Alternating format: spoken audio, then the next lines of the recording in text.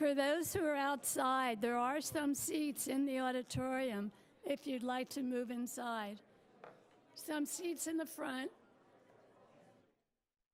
I know you think it's church, but you can't sit up front. We don't bite. Okay, we're going to start in 2 minutes, so if you please silence your phones and come to order. I don't think your mic is all the way up in terms of volume, so you might have it in the back. Okay. I just mentioned we will be starting in 2 minutes. Well, I don't have a heater this time, and the mic's on. So for those, we will be starting in 2 minutes. And so please get your thoughts together. And anybody in the outside who wants to come up, there are seats available in the council chamber. So please come on up.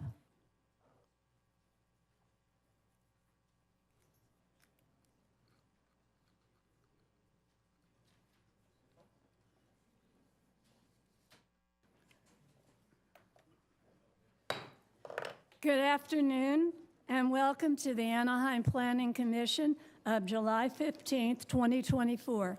My name is Lucille Kring, and I'm the chair of this commission. As a reminder, planning commissions are now broadcast in all of our channels, including the web and Anaheim Channel 3. First order of business is to have a salute to our flag, and Commissioner Perez will lead us in that. Please stand. Please stand and put your right hand over your heart and repeat after me.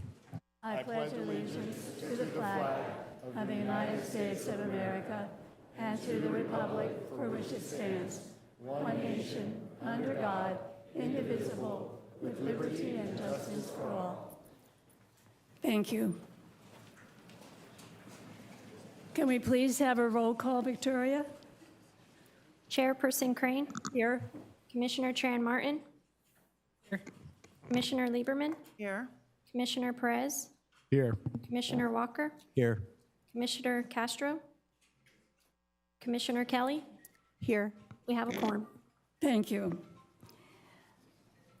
Now, I would please ask everybody to silence your electric communications so that they don't disrupt the proceedings. We certainly would appreciate that. And also, we only have one item on the agenda tonight, and you do have 3 minutes, but we're more interested in what you have to say rather than the length of your presentation. Also, we will not be taking a vote on this item tonight. This is a workshop to explain what the project is all about, and then it will go to council for a vote. So there will not be any appeal.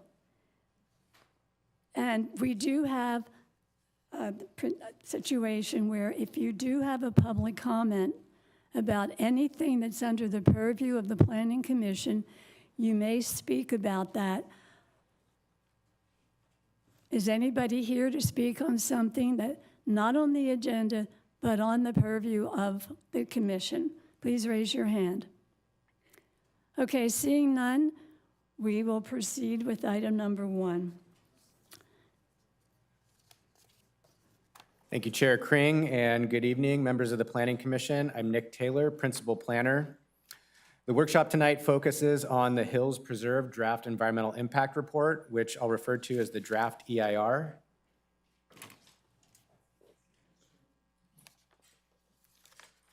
So with me tonight is Heather Allen. Also, Ted White from Planning is in the audience. We also have some of city staff that have worked on their areas of expertise related to the draft EIR.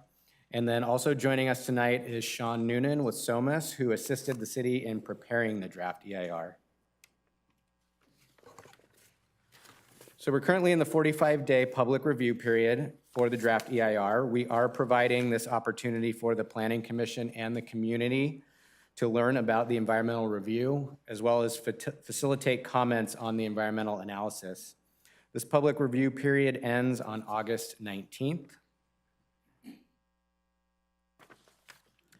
The format of the workshop this evening will be this staff presentation on the environmental review, followed by any questions that the commission may have for staff. And at that point, the project applicant will provide a brief presentation, and then the public may provide verbal comments on the environmental review. Because we're holding this workshop for the purpose of facilitating comments on the environmental analysis, all comments are being recorded. Responses will be prepared to the verbal comments, and those responses will be included with the written comments and responses ultimately will be provided to the Planning Commission and the City Council during the public hearing process.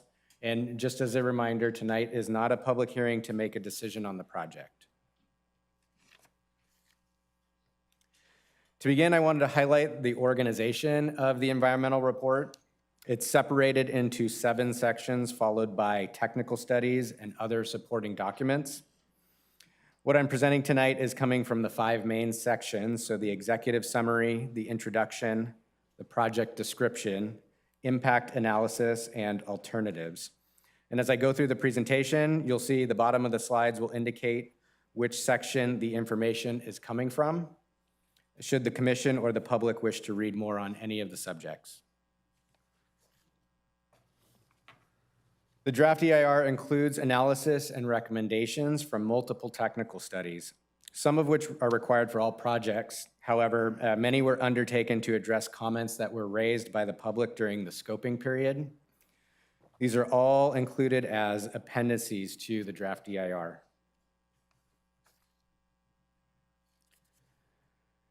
The document's available on the city's environmental documents page. And additionally, we have hard copies that are available here at City Hall at the planning counter and then also at the 3 public libraries that are listed on the screen. And briefly, some background on the project site. The proposed project would be located on the south of Santa Ana Canyon Road, just east of Eucalyptus Drive and west of the Festival Shopping Center in the city's Hill and Canyon area, which includes scenic views, well-planned residential development, access to a variety of natural, scenic, and recreational resources, which include Deer Canyon Park Preserve. Deer Canyon Park Preserve is located south of the project site, and it's separated by 3 parcels that are under separate ownership.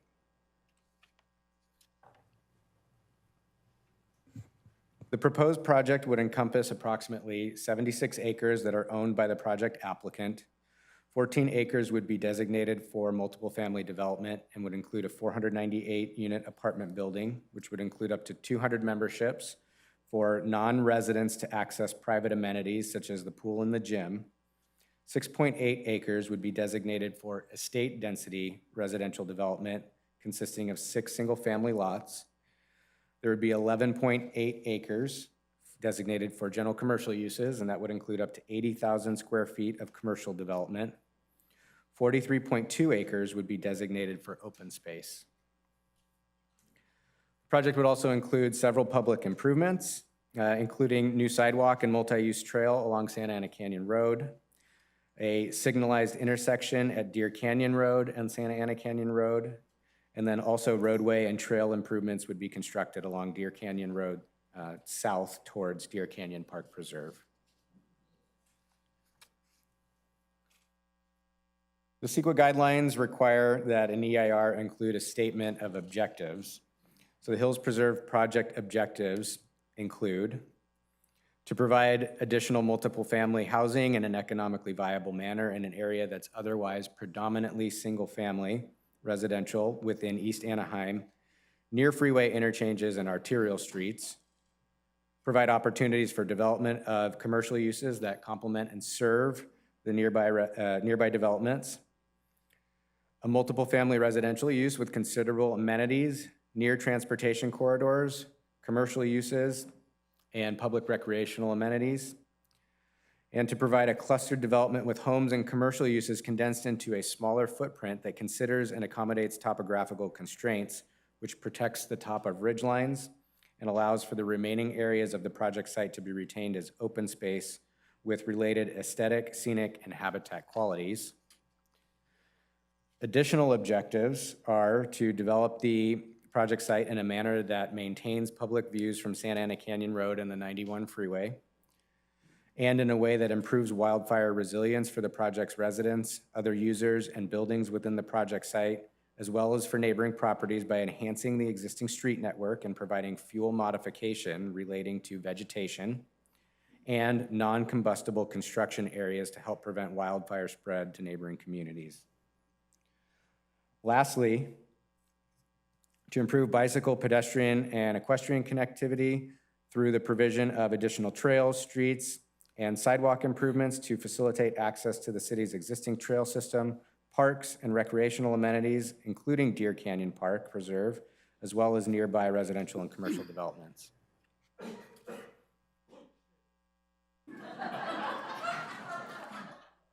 The project requires the discretionary applications listed on the screen, all of which were considered as part of the environmental analysis pursuant to CEQA. Of those applications, the project requires amendments to the city's general plan, including the land use and circulation elements. The project would also include adoption of a proposed specific plan, which would establish zoning standards to implement the general plan. The specific plan was developed to incorporate as many standards from the Anaheim Municipal Code as possible pertaining to multiple family and single family residential zones, the general commercial zone, the open space zone, and also the scenic corridor overlay zone. Due to the unique topography of the site, the specific plan includes unique standards related to grading and retaining walls. The specific plan also introduces more stringent design standards to ensure high-quality architectural design. The Planning Commission and City Council will review all discretionary requests in more detail during the public hearing process. The rest of the presentation this evening will focus specifically on the results of the environmental analysis undertaken by the city.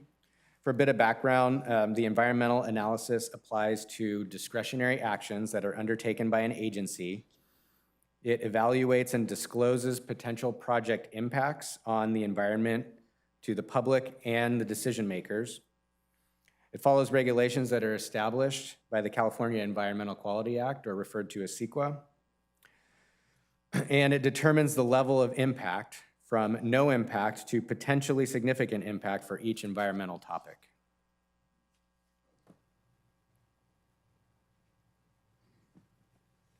Draft EIR number 355 was prepared to identify potential significant impacts to the environment. Mitigation measures, which are requirements that are put on a project's construction or operation to reduce a certain effect on the environment, have been included to reduce significant impacts. 3 project alternatives were also analyzed in the draft EIR.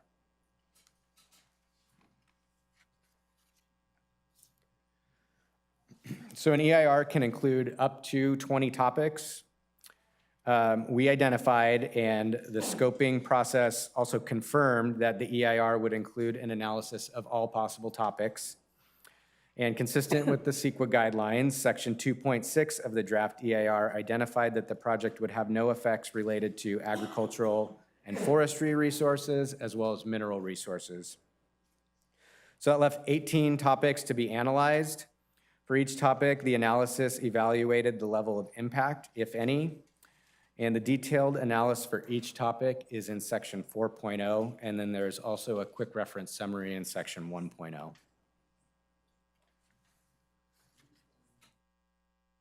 For the 6 topics shown, impacts were considered less than significant.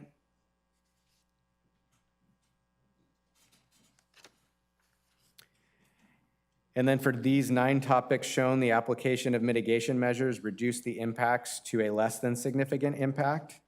And I'll speak specifically about the topics which may be of interest to the community. Starting with aesthetics, the EIR evaluates impacts on aesthetics, light, and glare. Generally, the project has been designed to minimize impacts to scenic resources, including building siding and grading, so that visually significant ridge lines and hilltops would not be developed. Instead, these areas would be zoned as open space.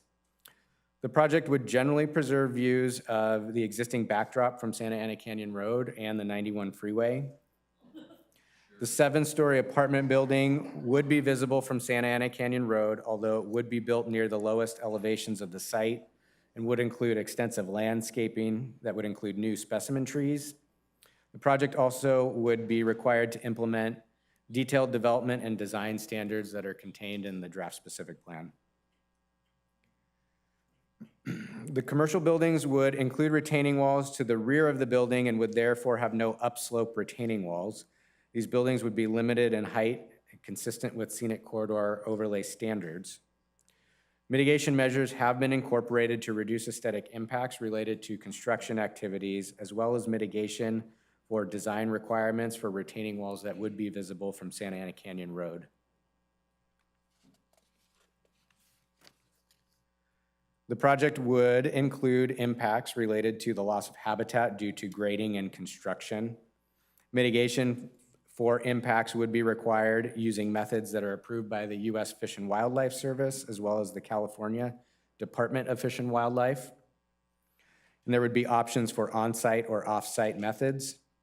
Mitigation would include obtaining applicable regulatory permits, and then pre-construction biological surveys would be required, as well as on-site biological monitoring during construction. Mitigation would require window and glass designs to minimize bird strikes and reduce lighting levels adjacent to undeveloped areas of the site so as to not impact wildlife. Sections 4.8 and 4.18 address hazards and wildfire. An evacuation study was prepared and determined that in a worst-case scenario involving a fire breaking out in the northeast corner of the project site, the project would result in a potential extension of time to evacuate by approximately 24 minutes.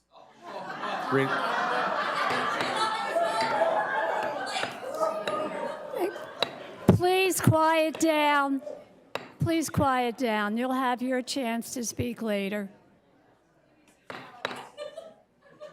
Please do not interrupt the speaker. Last word. Go ahead, Nick. Related to these impacts, mitigation has been incorporated requiring funding and implementation by the developer of closed-circuit TV cameras at multiple intersections in the vicinity to improve the city's ability to more effectively manage traffic along Santa Ana Canyon Road during an evacuation.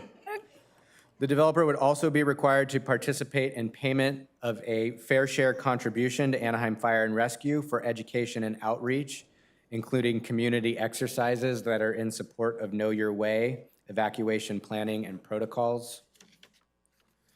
And just briefly, Know Your Way is Anaheim's comprehensive evacuation strategy should we need to get people out during a wildfire or other emergency. And more information can be found on the city's website regarding this program. The project is within a very high fire hazard severity zone, prone to wildfire based on topography, fuels, and meteorological patterns, and would be subject to several regulatory requirements to help reduce risk associated with a wildfire event. The project would add impervious surfaces and reduce existing vegetation. The project would also increase emergency access, add fire hydrants and sprinklers, and introduce fuel modification zones. So we have on the screen fuel modification zones that are shown for the apartment building for reference. Based on the objective to preserve a large area of open space, the proposed structures would still be near a large area of natural open space or areas that are without any kind of fuel modification. In addition to the mitigation measures previously mentioned, the project would be required to implement mitigation involving weed abatement along the entire western boundary of the site, implement a construction management plan to maintain traffic flows, fund and implement emergency vehicle preemption at traffic signals, providing emergency personnel a faster response time for a wildfire event, develop and implement a wildfire awareness program, and implement a construction fire prevention plan.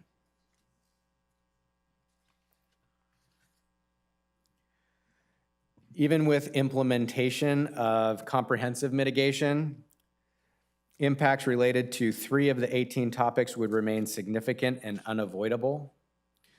These are construction and operation air quality, operation, greenhouse gas emissions, and transportation. During the public hearing process, the Planning Commission and City Council will consider a statement of overriding consideration for each topic. I'll discuss each of these in more detail on the next slides, including highlighting some of the mitigation measures, as well as how the conclusion of significant and unavoidable compares with impacts of other projects that are within the city.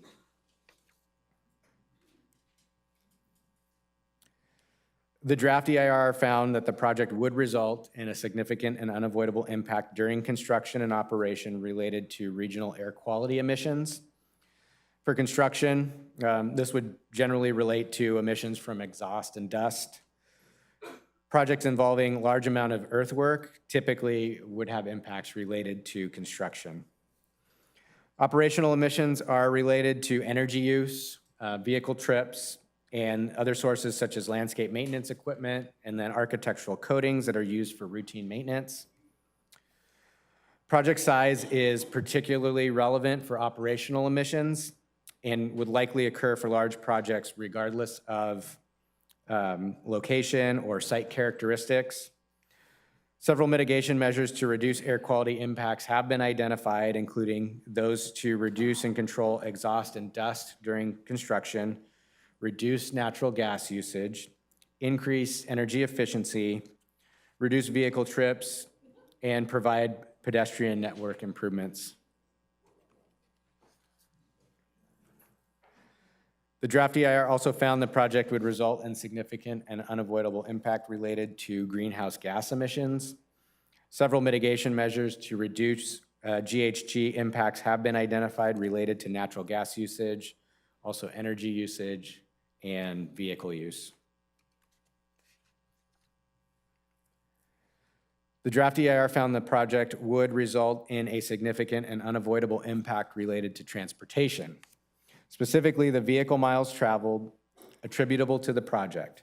Mitigation measures to reduce VMT impacts have been identified to reduce vehicle usage. These would include measures such as implementing a marketing strategy for commuter trip reduction available to employees within the commercial and multiple family component, providing information about ride-sharing opportunities, installing end-of-trip bicycle facilities such as bike parking, lockers, and showers, providing pedestrian network improvements such as a new multi-use trail along Santa Ana Canyon Road and a new sidewalk, and providing information regarding telecommute or alternative work schedule options, which would include work from home spaces in the multiple family building.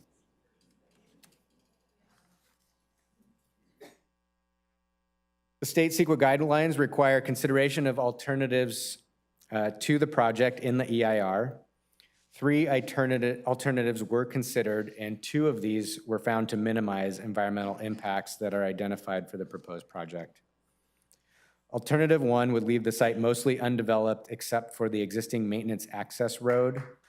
Limited vegetation management would occur under this alternative. Alternative 2 would reduce the commercial square footage by half, would eliminate the 6 single-family lots and the supporting road, and it would limit the number of non-resident memberships, allowing the use of the apartment's amenities. This alternative would still include public improvements to the street, trails, and sidewalk networks. And then lastly, alternative 3 assumes development of the site with uses allowed under the existing general plan designations. The assumption is that approximately 93 single-family lots could be developed and would be spread across most of the 76-acre site, including near ridgelines and hilltops. Existing open space designations would remain, but no new property would be designated as open space.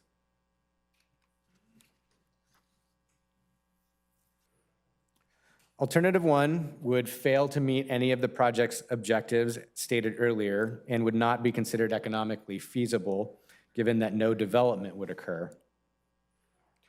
Alternative 2 would meet all project objectives just to a lesser degree, considering the reduced commercial square footage.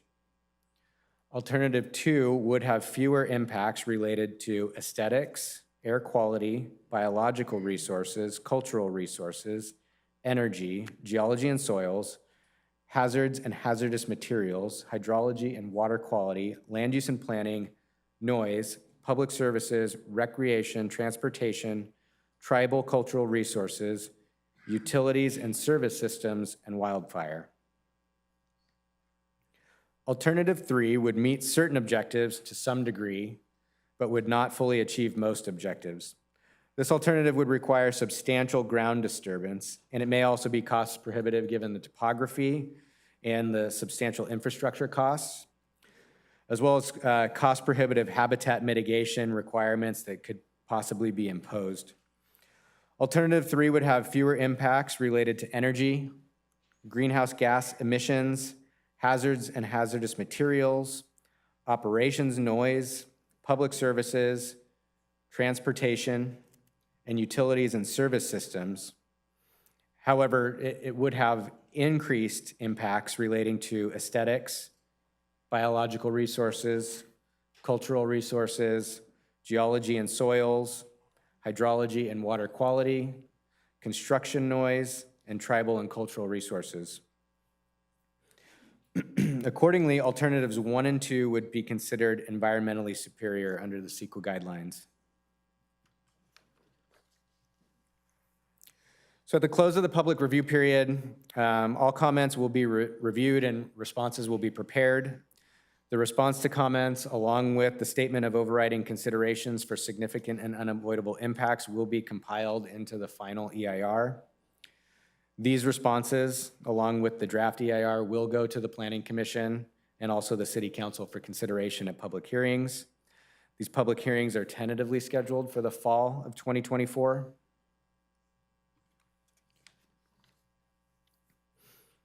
So if anyone would like to receive notices for these upcoming public hearings and are not already on that notification list, you may subscribe on the project webpage. This webpage is also a quick resource where anyone can find updated information as it becomes available. Currently, we have links posted for proposed plans as well as all the environmental documents that are available. The web address is on the screen here, or you can simply go to the city's homepage and search Hills Preserve. Again, as a reminder, we do have the document available online, and then also hard copies at the locations listed here.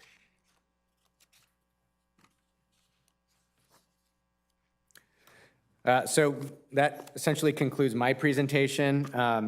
Just a few notes that all slides will be posted on the city's environmental documents webpage with the draft EIR.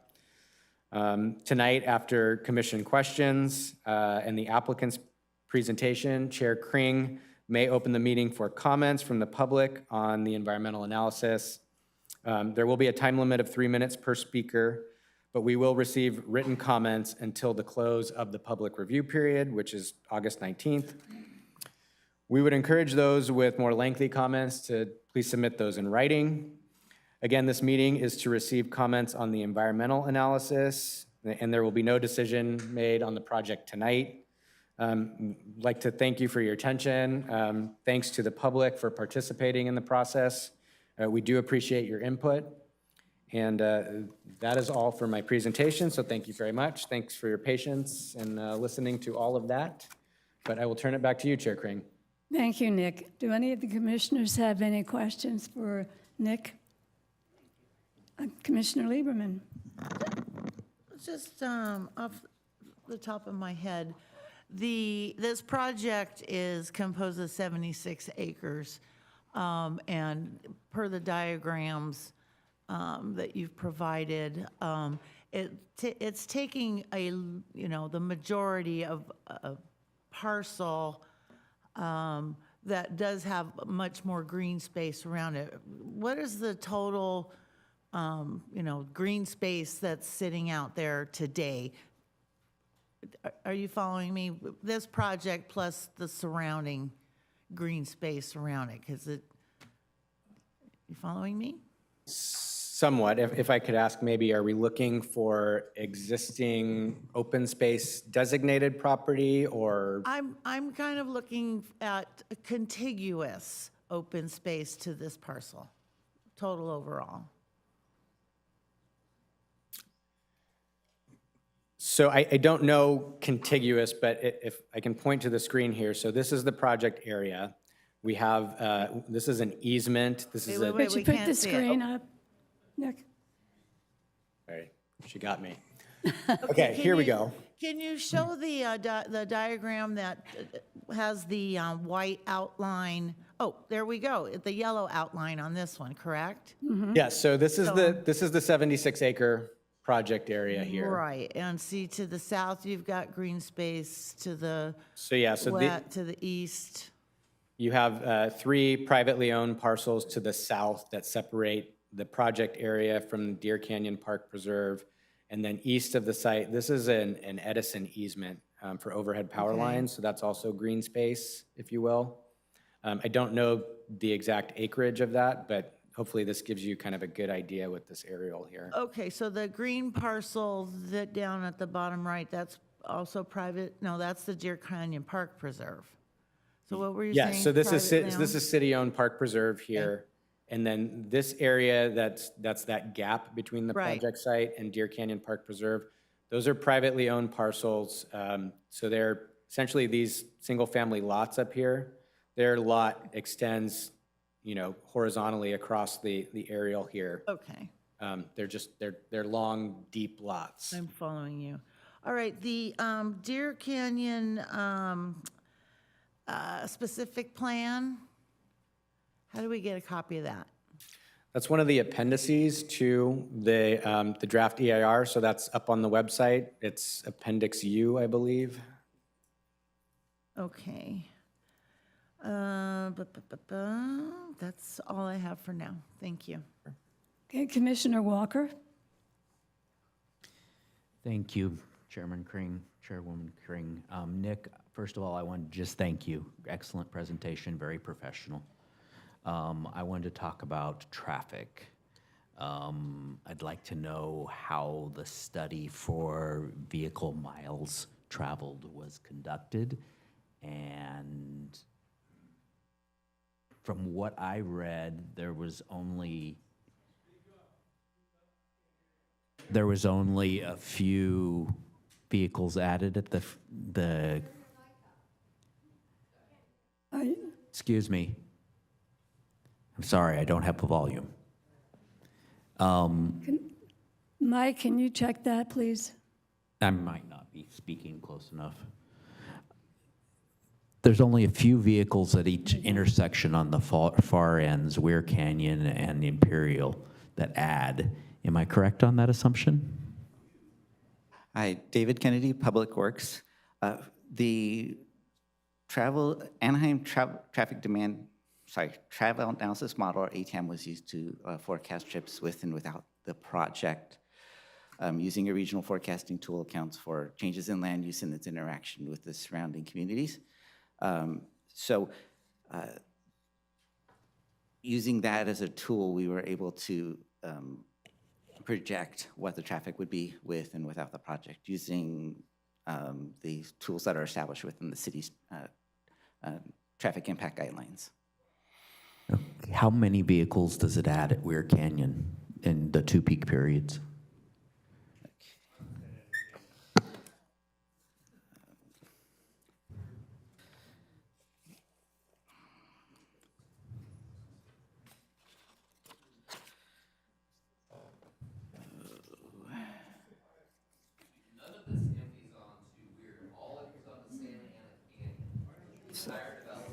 So the proposed project is projected to add slightly over 100 trips to the Weir Canyon Road, Santa Ana Canyon Road intersection in the PM peak hour. And in the AM peak hour, about 95 trips. How about Imperial? Imperial Highway, 150. So PM peak hour is about 220 to 250, and AM peak hour, 175 to 200. These are just estimates based off of the figure. That's. These are the peak hour traffic contributions, not the total. That's the peak hour with the project, correct? Correct. Those are the total project trips that would be going through those two specific intersections. So those are added compared to what exists today? Correct. Okay. And the new intersection that's going to be installed at Deer Canyon and Santa Ana Canyon, how many trips daily during the two peak periods? Okay. So the daily project trip generation is 3,623. The AM peak hour, 327, and the PM peak hour, 359. Those are on the trip generation table within the traffic impact guidelines, as well as the VMT study. Okay, is there a calculation for eucalyptus and Santa Ana Canyon? Yes. It's close to figure. Hold on a sec.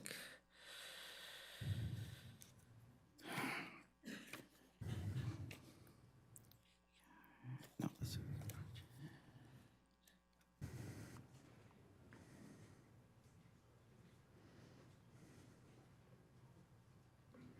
Okay. Intersection 1406. So AM peak hour is 220. Most of those trips do make it to Imperial Highway. In the PM peak hour,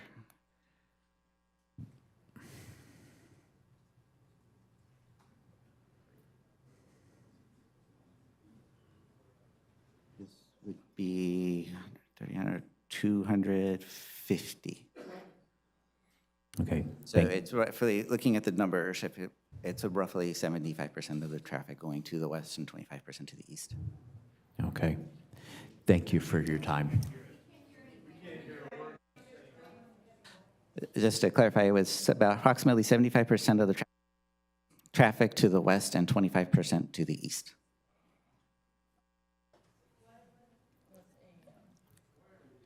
Do you want those numbers again?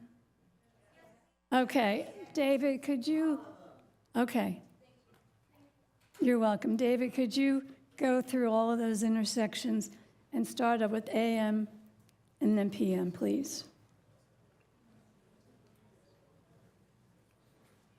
Okay, so, well, first we'll start with the total project trip generation, which comes from the tables in the traffic impact study as well as the VMT analysis. With a total daily trips of 3,623, AM peak hour of 327, and a PM peak hour of 359 trips. Okay, but I have that down as Deer Canyon. So that would be the Deer Canyon Okay, but intersection. can you give us Weir Canyon, Imperial, and Santa Ana? So, so from these, I'm extracting from two figures, 5-3 and 5-4, the traffic study, so I'm doing the math in my head. So they won't necessarily add up, so these are just Okay, approximations. that's fine.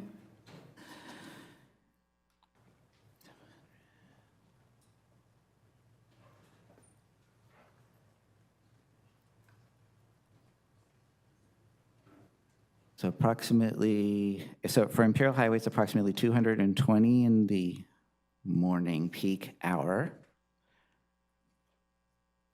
and 250 in the PM peak hour. And that's Santa Ana. And that carries most of the way from, most of those volumes are continuous between Deer Canyon and Imperial Highway. And then at Weir Canyon,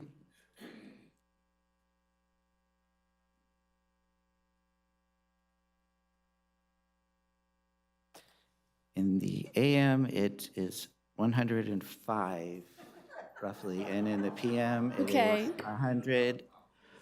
115 in the PM. Okay, wait. You can ask questions when the city staff is, okay, and so Imperial, you didn't mention Imperial. Oh, no, Imperial was the first at 120 in the morning and 220 220 in the AM peak hour at Imperial Highway, and 255 in the, 250 in the PM peak hour. Okay. All right, thank you. Did everybody get those numbers? Okay, well, maybe, can we add that to some of the information that you're going to post? And maybe it is actually, Chair, already posted. So the numbers that Mr. Kennedy was referring to are contained in the traffic impact analysis, as well as the vehicle miles traveled analysis, both of which are technical appendices to the EIR. So the traffic impact is Appendix L, and vehicle miles traveled is Appendix T. So Appendix L, as in Larry, and Appendix T, as in Tom, is where you'll find that detailed information. Thank you very much, Ms. Allen. Okay, so moving on. Any other commissioners have any questions for staff? Okay, with that, then I'll open the public hearing. And who's doing the cards, Heather or Victoria? Who's Chair calling? Kring, I believe the applicant would also like to make a presentation before I'm public sorry, comment. yes, of course. Okay, who is the applicant? I'm sorry? Yeah, before we do that, I'm sorry, I missed something. Do we have any disclosures from the commissioners? Okay, Mr. Commissioner Walker? Yeah, I met with a representative of the developer about 3 months ago for about an hour meeting. I reviewed numerous emails directed to me by for and against. I communicated with one of the against multiple times over the last weekend. I drove around and parked at the gate of this site this weekend, and I drove the neighborhoods around. I think that's it. Commissioner Trey Martin? I also met with representatives of the applicant and have received and read multiple communications for and against the project. Okay, thank you. Commissioner Perez? Yeah, I've had communication with the applicant or supporters of the project and individuals against the project. Thank you. Okay, Commissioner Lieberman? I accidentally met with Tom Daly, who I believe is representing you, just a couple days ago, and we discussed this project, as well as receiving the same emails that everyone else has received. Okay. Commissioner Kelly? Yes, I also met with a representative for the applicant and also reviewed emails that were sent to all of us, pro and con the project. And I also met with 2 representatives of the project and the same emails. So please go ahead. Members of the Planning Commission, we really appreciate the opportunity to talk to you this evening. I know that we just walked through 20, 30 minutes of technical studies from Nick, but the city staff suggested that we as the applicant spend a little bit of time and talk about why we're even attempting to do a development of this nature. They thought that that would be helpful. So first of all, I just want to say we're super excited that our team has spent thousands of hours on this project. It's a significant undertaking over the last 4 years. It's nice to finally see that it's to this stage. Could you flip it over? We formed SALT Development in 2014 while I was still living in Anaheim Hills with my family. My 2 oldest kids, in fact, graduated from Canyon High School. I picked up my number 3 just down the street at the charter school. So I'm very familiar with Anaheim Hills. My partner raised his family in Orange County as well. Right after we formed the company, our initial investors pulled us up to Salt Lake City to do a couple of large projects there. But we've always continued to look for an opportunity to come back down here in Southern California and develop something special that we would be proud of. In 2019, we were first introduced to 14 acres that were for sale on the mountain. They were split in between these 2 parcels, the one on the left and then the lighter green on the right. We bought them, or we entered into an agreement to purchase them and then started planning. We eventually formed a vision of what the canyon could be and started assembling additional pieces of land in early 2022.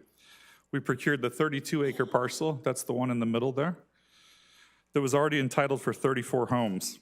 We hated the idea that that entire section of the mountain would end up being dug up all the way to the ridge line with circulation and homes. So we went ahead and decided to abandon that initial entitlement that had already been completed.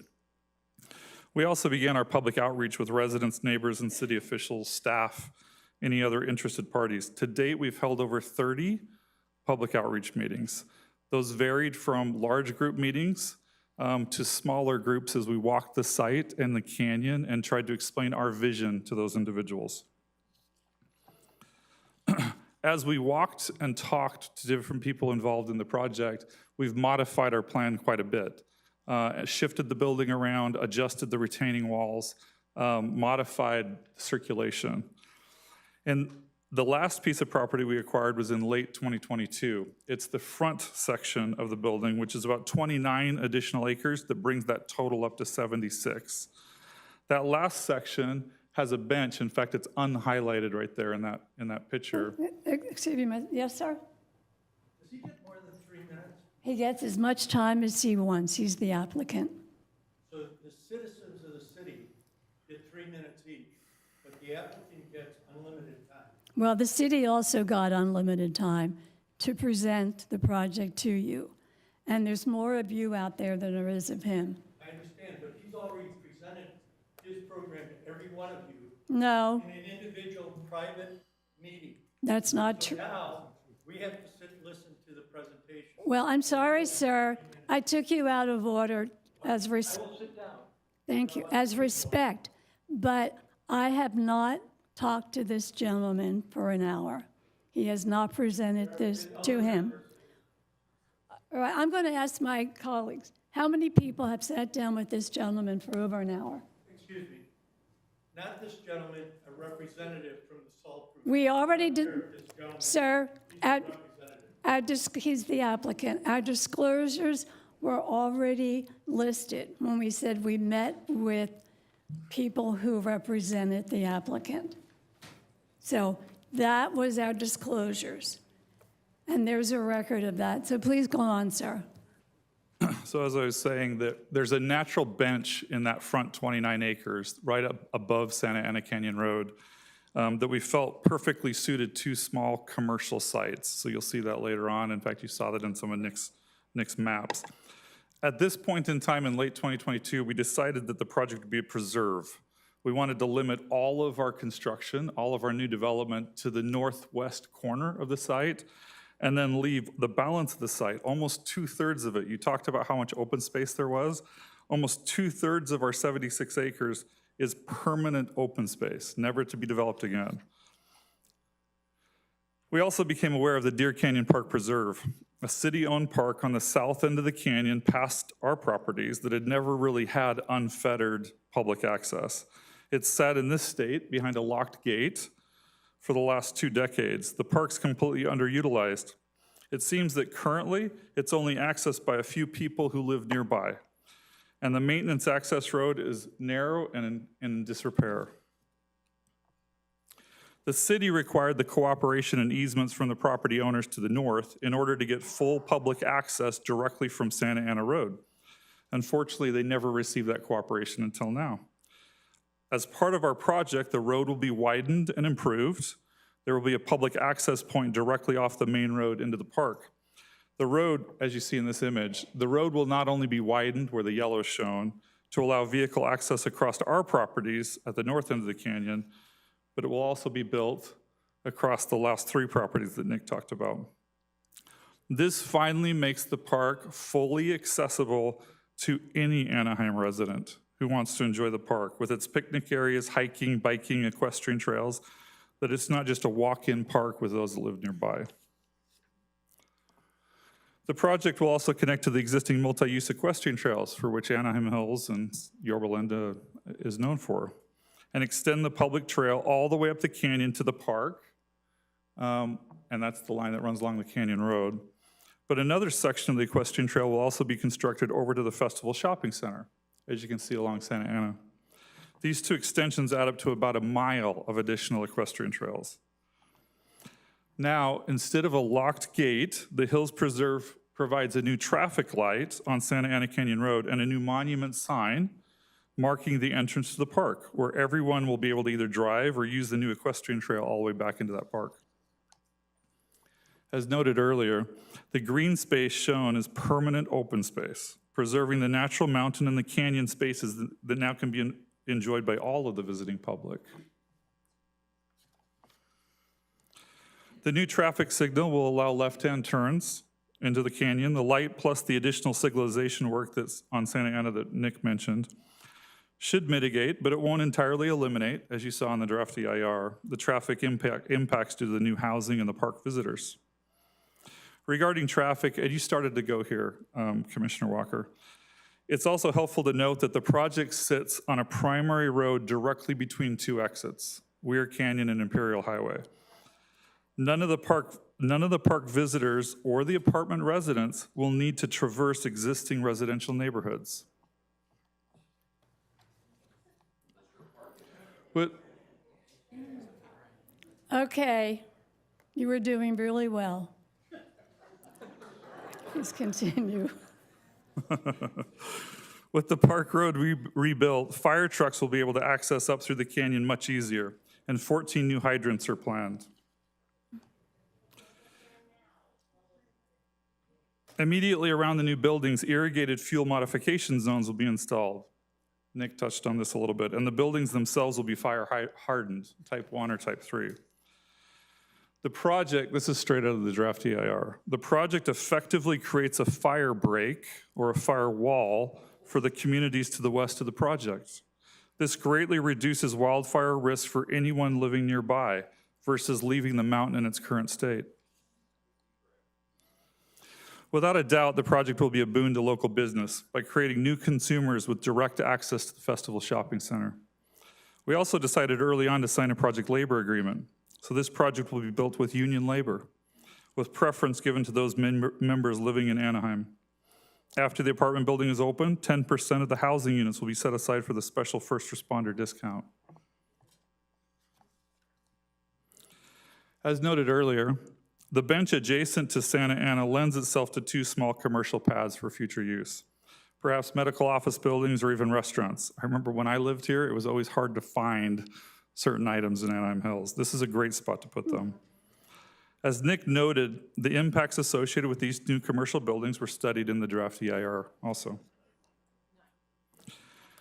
The city and the entire state need new additional high-quality housing. The Hills Preserve multifamily building contains 498 housing units. This is a study that we completed to compare how much space 498 housing units actually takes up.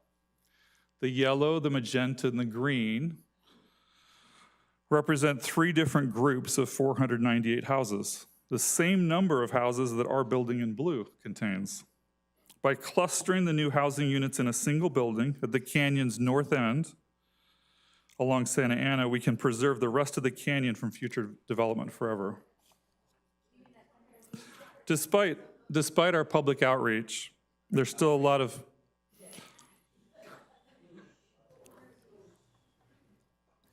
Anybody who causes a disturbance, I'm going to ask the police to escort you out. So please let this gentleman talk. Despite our public outreach, there's still a lot of misunderstanding regarding what the Hills Preserve is, specifically where the multifamily building is going to be built.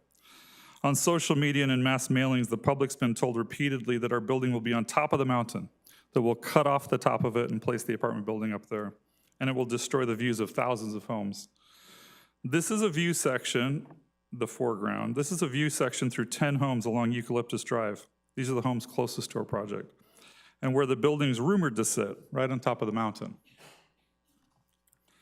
And this is the reality. At great expense, we're excavating down and into the hillside and placing the apartment building at the front of the canyon to deliberately avoid obstructing views and to permanently keep the hilltops pristine and untouched forever. No one on the south side of the canyon or to the east over the ridgeline will ever be able to see our building at all. We also performed this perspective study to model the views of the completed project from a variety of vantage points around the area. Each of the yellow triangles corresponds to a rendered view. We wanted to share just a few of those with you. This first one is an aerial view from the north side of the freeway over the top of Savvy Ranch, Costco area. The Festival Shopping Center's on the left, and then further down the 91 with the brown rooftops, you can see the existing storage facility. The Hills Preserve commercial sites are nestled on that hillside bench. This view shows heading west on the 91 freeway. The retaining wall at the existing storage units mostly blocks any view of the apartment building at all. This is another one heading west on the 91 freeway. The two commercial sites will be visible up on the hillside. A little further down, still heading west on the 91, we get the first peek of the apartment building. Now on Santa Ana Canyon Road, heading east, you can see the turn pocket to be built on the right-hand side for the new traffic signal. But because of the bend in the road, Santa Ana, the apartment building remains mostly hidden around the corner and behind the trees.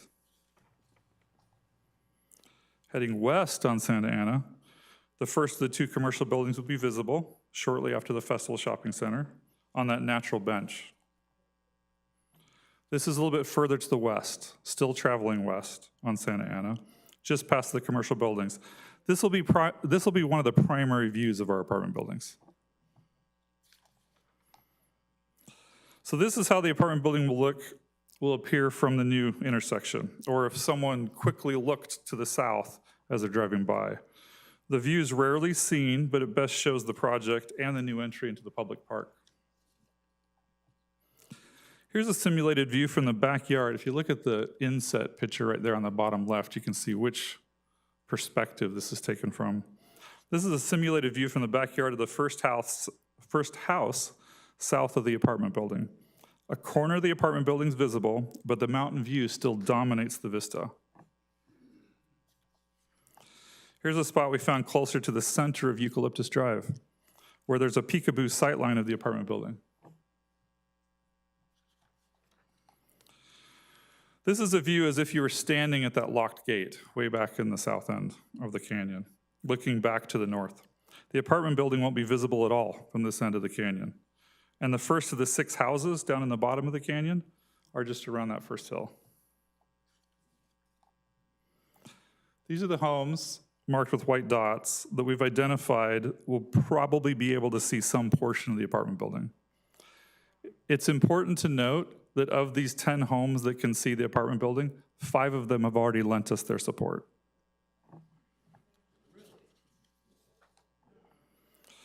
So we call the apartment building the Hills Club and Resort. It's fashioned in a resort style with luxury high-end design, something that Anaheim Hills will be proud of, something that I would be proud of. I still have family and friends that live in Anaheim Hills.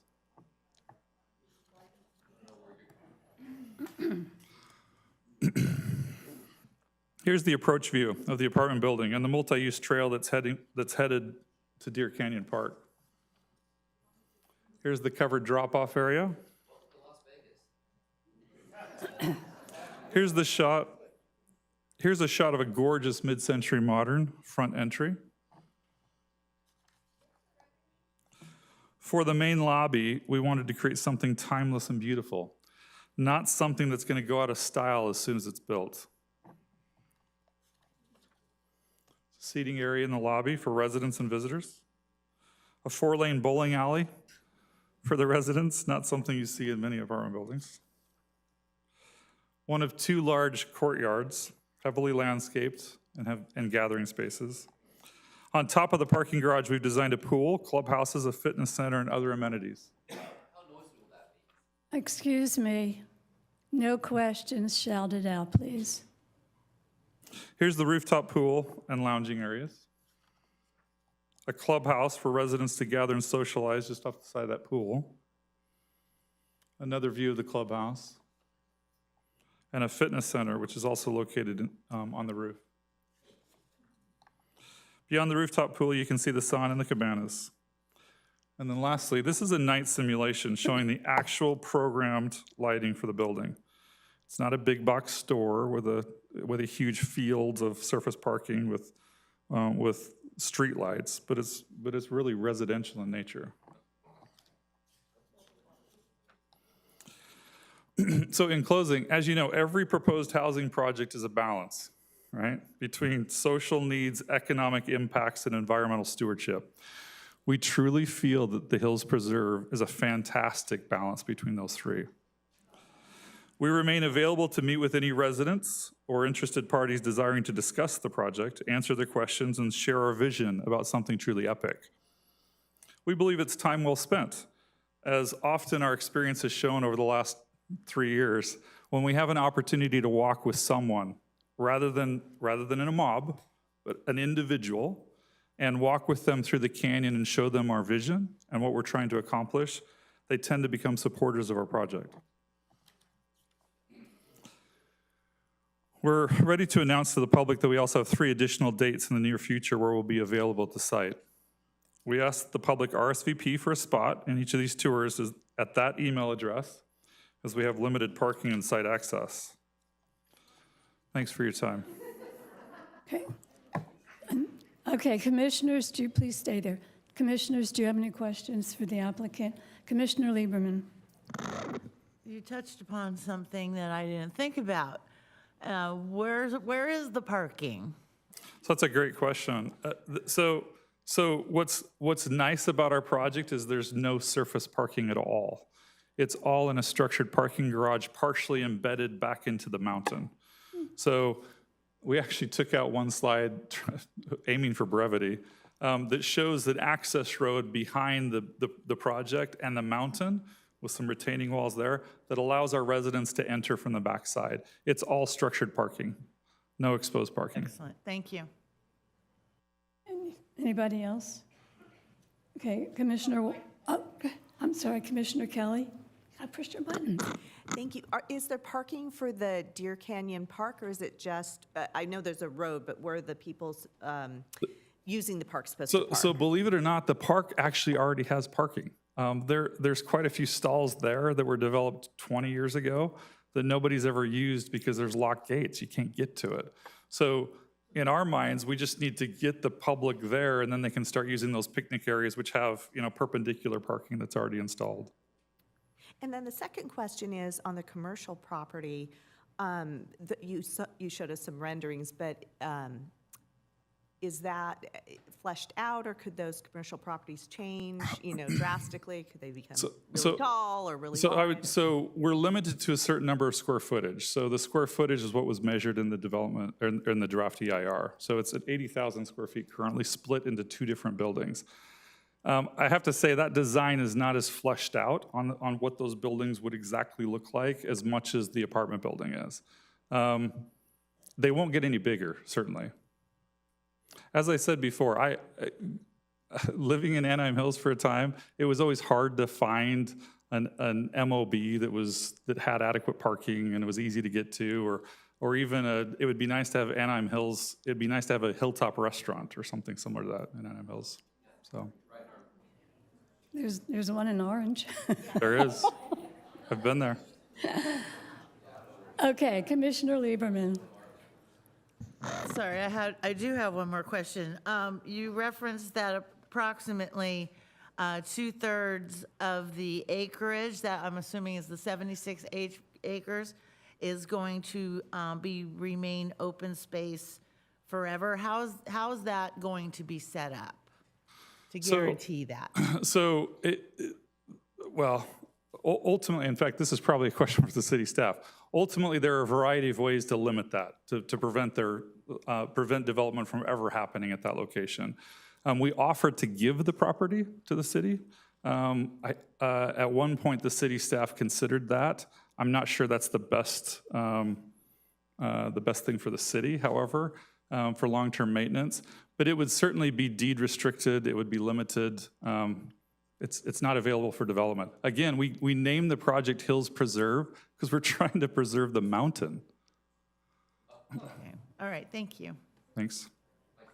Okay, Commissioner Tran, you're good? Okay, I have a couple of questions. Sure. I like the idea that it's Anaheim first who will get the pick of the jobs in the PLA. But what about the vets? They usually go together, Anaheim residents and vets. I need to go back and read the project labor agreement, I actually believe there is a veteran preference built into the PLA as well. Because all the PLAs that I know, and I know the union members, they always support the vets. Yeah. Right, guys? Yes, okay.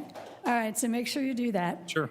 Also, too, who is going to be in charge of maintenance for Deer Canyon? So far, you say it looks terrible, but nobody uses it. Now that you're going to have access for anybody who wants to do it, it's going to need some work.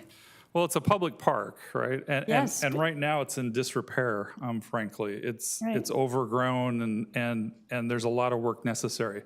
Part of our development agreement that we're still working on with the city right now contemplates, one, budget money to improve the park. If we're going to spend as much money and effort and time to get people to the park, we'd like it cleaned up. Sure. And two, ongoing annual budget to maintain it. So our expectation is that's a city park. The city should be maintaining it. But, okay, we'll have to talk about that because we have a lot of parks, but you're developing the area and inviting people in. So just a thought. And how much, what's the price point? I know it's years into the future. What's the price point of those 6 houses? The 6 houses, Yeah, because they're the single-family ones. Or you can tell me what the apartments will cost for rent. I mean, the apartments, I can tell you on the apartments, they range significantly. We actually believe that it's a healthy apartment community if there's a wide range of offerings. The cheapest apartment in that building is likely going to be in $2,500 a month. The most expensive is likely going to push $16,000 a month. Holy cow. Yeah. Okay, I will not be moving there. So, anyway, okay, if nobody has any more questions, then you may be seated. Thank you. And thank you for your commentary. I will open the public hearing now. So we have the 5 names of the people who got here first and filled out the card. So please, when you see your names, come up to the aisle and take your 3 minutes. And as one person leaves, the next person, number 6, please line up. So, okay, Andrew Gonzalez, Kevin Ortiz, Jeremy Rendon. Where are you? Juan Carlos Alvarez, and thank thee. So please line up, gentlemen. Good evening. My name is Andrew Gonzalez with the LANOC Building Construction Trades Council, representing 150,000 members of the building construction trades. Speaking here in favor of the project. The developers actually approached the Building Construction Trades Council many years ago when they were contemplating this project because they really wanted to utilize union labor. They wanted the best products, the best labor to be put on there so they could build a quality product for the citizens of the community. Built with modern standards will reduce increase efficiencies in the production, and its multifamily design actually helps to preserve more of the land available. To your question, built within the project labor agreement is preferences for local hire, preferences for veterans, and graduates of our MC3 program. Our MC3 program actually takes people without any construction skills at all, provides them a basic set of skills, and prepares them for careers in the construction trades in our apprenticeship programs. By prioritizing those, we give people an opportunity to take advantage of these jobs. When you mix all those together, we're actually looking at a really great project. Now, it's not often that a real estate developer, a residential developer, will actually approach union to construct. They often do that so they're on labor, looking for the cheapest possible option where they can cheat workers. Here, the developers actually reached and said, no, we really want to take advantage of the opportunity of building with this high-quality labor, skilled and trained, actually providing quality wages, benefits, and working conditions. So the city can rest easy that no workers working on this project are going to be cheated at all because we take care and make sure our workers are treated fairly and properly. We're asking you to approve, the city to approve this project. The vote's going to happen tonight. We think it's really great for the community, really great for city workers, and we'll have a number of workers here from the city here to testify to that as well. Thank you very much. You're welcome. Okay, Kevin, please line up. If you line up, the meeting will be shorter because you'll be prepared. Okay, Juan Carlos or Jeremy Rendon, please line up. Good evening, Commission. My name is Kevin Ortiz. I'm a journeyman with Sheet Metal Workers, Local 105. This is personal to me since I live in the area. My family and I support the Hills Preserve Project. This project ensures fair wages, good benefits, secure retirements for local Orange County residents. Being part of a union means we are treated fairly and we work under safe conditions. Supporting the project means my family and I can continue living and supporting the area, and it also means supporting fair labor practices, local jobs, and working class families. Thank you. Thank you. Jeremy Rendon? If you're not here, I'm going to call somebody else. Juan Carlos? Think Bean? Antonio Pineda? Brian Germain? Please line up. If your name was called, come on up.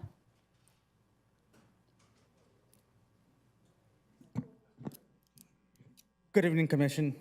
My name is Antonio Pineda. I'm a journeyman for the Sheet Metal Workers, Local 105. We support the and Preserve project. This project ensures fair wages, good benefits, and secures retirement for local Orange County residents. Being part of a union means we are treated fairly and we work under safe conditions.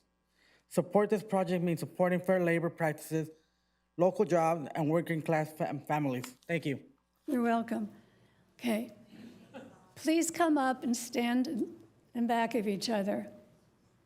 Come on. Angie Flores? Is Brian Germain here? Come on up, Brian. Okay, you're Angie? Yes.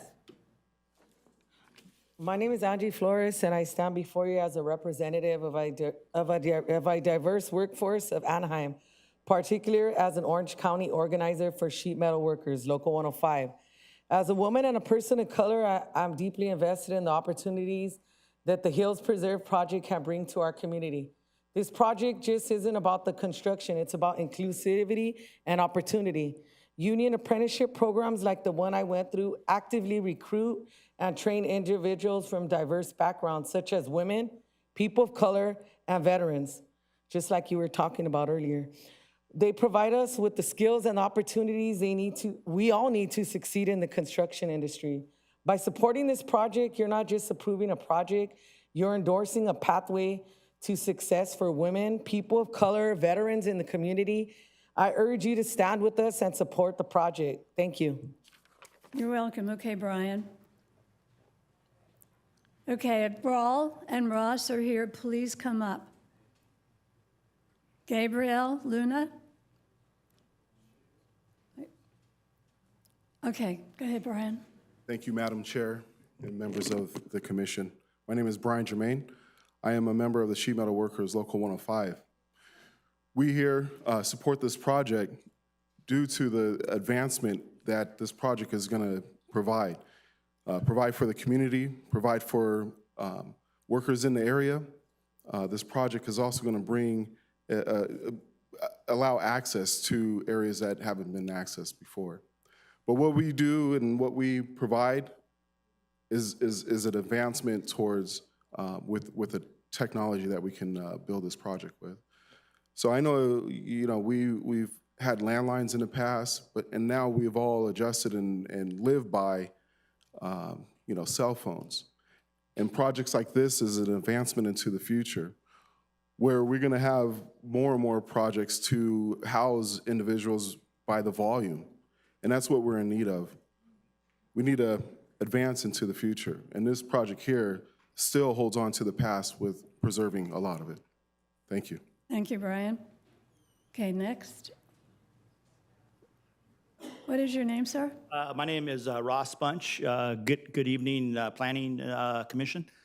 I'm a member of the building trades, and I'm also a member of the operating engineers, Local 12, and myself and the operating engineers and the building trades support this 100%. It's going to create good paying jobs with benefits. I do see the footprint being much smaller than a typical housing community. And I see you got 80 speakers left, so that's all I have. Thank you. Okay, it's 2 minutes. Now, come on up. Gabriel Lara, Eric Simpson, Rick Clark. Anybody here? John Levy, please line up. Yes, my name is John Levi. I rise in opposition to this project. It's Okay. not currently zoned for what this project will entail. I think the studies that have been done regarding the wildfire danger, if this project is allowed to continue, would cause potential great loss of life in a serious wildfire, which these areas are prone to have. So again, I rise in opposition to this project. Thank you. Thank you.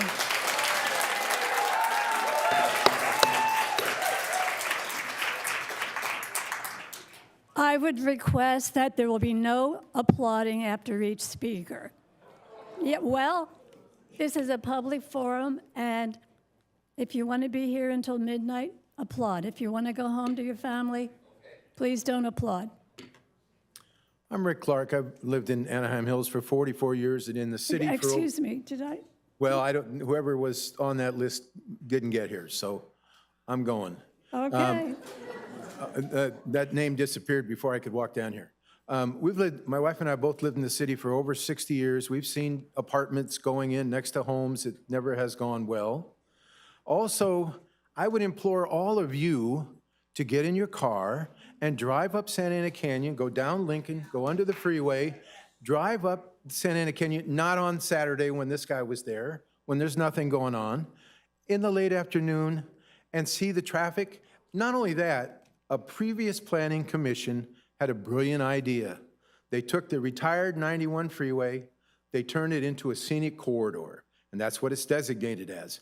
Houses up above, houses below. No no obstructions for the eyes anywhere, and no apartments, no non-owned places anywhere along that corridor, so that it would always remain a beautiful, somewhat rural area. And where they want to put this thing is down, there's a little traffic break between Moeller and Festival. They want to put a signal down there and stop that traffic break and make them all back up by our houses. The environmental impact report doesn't even come close to that. And, every audience can have shills in a carnival show. We got them here. The other thing I was going to say is, there's an old saying I'm going to paraphrase. You can put lipstick on a pig, but it just annoys the pig, and when it's all done, he's still a pig. And all of these drawings and all of this stuff, they're just putting lipstick on a pig. It's going to ruin our lives, and it's going to ruin Anaheim Hills. And you got to remember, these kind of things have consequences. Years ago, a planning commission like this approved, let's call it euphemistically, a gentleman's club on Ball Road, right around the corner from the resort area. It's now called Satin Topless, so you get the idea. Big backlash. So a few years, they said, well, we're not going to do that again. So a few years later, another club called Sahara came and said, we'd like to do the same up at State College in Ball. And the city planners and the council said, oh, no, we're not going to do that anymore. They threatened to sue for restraint of trade. And guess what? Sahara's sitting there right next to Benihana's and El Chorrito's family restaurants, another gentleman's club. So if you approve this set of apartments, there's no way to stop the next one, and the next one, and the next one if they buy out property, and Anaheim Hills will not be Anaheim Hills. It won't be that scenic corridor anymore. Thank you, Mr. Clark.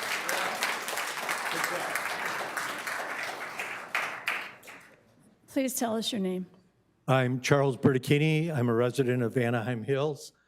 I think you're going to have a lot of people talk about some very serious issues about fire, traffic, environment, things like that. I'm here to discuss a greater kind of idea. First of all, Ms. Lieberman, you asked one of the gentlemen about making the park permanent. Well, when I moved to Anaheim Hills, this was zoned for 16 single-family homes. I thought that was permanent. And so when you ask that question, how are we going to make sure that park's permanent? If we make a change in the zoning now, nothing is permanent. As far as Mr. Walker goes, I want to thank you for taking time out of your personal time to come out on a Saturday and take a look at the area and the impact.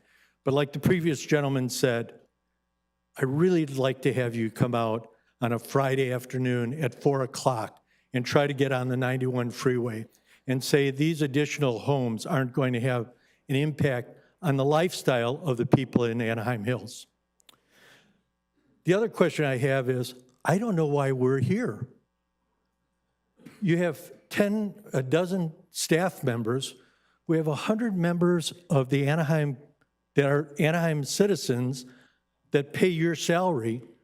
Why are we here and not at the gym across from the location of where this project is being done? If we're talking about environment, it takes 12 cars, if you carpool, 3 cars to get you out there. It took probably hundreds of cars to get here. So why we're here and not at the location, I don't understand. I have another minute. I want to take something that is ridiculous and present it on this. Let's say that the city of New York is under financial problems. Let's take just half of Central Park and build apartments. They'd be able to take care of all their tax questions, all of that, and they'd still have a portion that could be park. Ridiculous? Yes. To put something like this in is ridiculous. You promised us 16 homes, now you want to put in an apartment complex. I'm requesting that the Planning Commission recommend to the City Council to not approve this project. Thank you.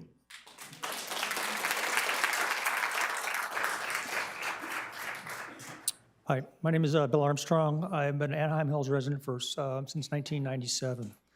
I've witnessed at least 2 major wildfire events. I had to evacuate from 1. My neighbor built a house up in Anaheim Hills in 1963. He's personally saved his house from fires 3 times over the years. Just up the hill from me was a foundation of a house that burned down in the 1967 fire. It's a real problem. There have been 19 major wildfires in the region since 1948. When you look at the catalog of the fires, every one of them has come from the east, heading westward. The draft EIR discusses evacuation of the area without and with the proposed development. Mr. Taylor talked about it would increase it by 0.41 hours. What wasn't mentioned, but is in the EIR, is the baseline estimate for time to evacuate is over 3 hours. 3 hours. It'll increase to 3.5 hours. The geography, and what that emphasizes, think of the baseline. That tells us that this area is geographically constrained and there's not the ability to evacuate, and it's going to increase. Think of Santa Ana Canyon as a long, 3-mile-long jet airliner. The front exit is Ware Canyon, which is going to be blocked in a fire. The rear exit is going to be Imperial. There's no exits on the left wing because you have the 91 freeway and Yorba Park. And on the right wing, you have Fairmont and Anaheim Hills Road. Those are small roads. Fairmont is only 2 lanes up a very steep grade. The development design itself is problematic with respect to escape and fire exit from that area. The developer was not able to get an easement from Southern California Edison to travel eastward into the festival area. They can't build southward because of Deer Canyon, and they can't go to the west because the grade to get up to the Moeller Loop is very high. There's only one way out.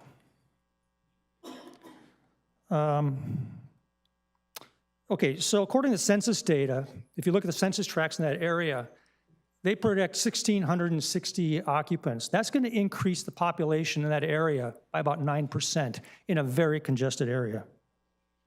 Think about traffic. It's not a linear problem.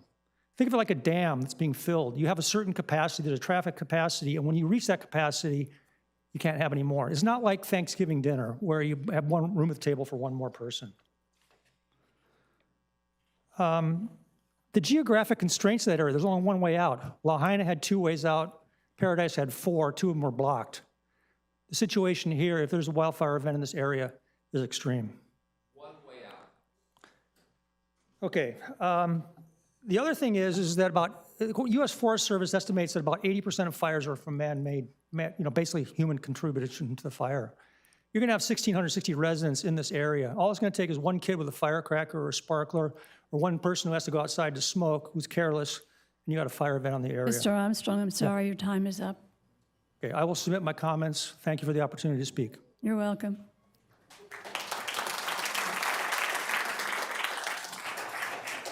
Welcome, Ms. Farnsworth.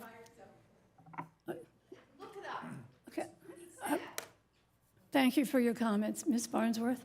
Hi, I'm Betty Farnsworth. First, I'd like to thank Nick for his great communication on this. He really does a good job, and I appreciate that. Per the EIR, I'm opposed to this project, which will have construction being conducted through 2031. I don't know if anybody noticed that in reading the EIR, through 2031. And we all know that construction always happens right on time. So bear that in mind. Some of the things I take issue with that SALT said, first off, I want to talk about Deer Canyon Park,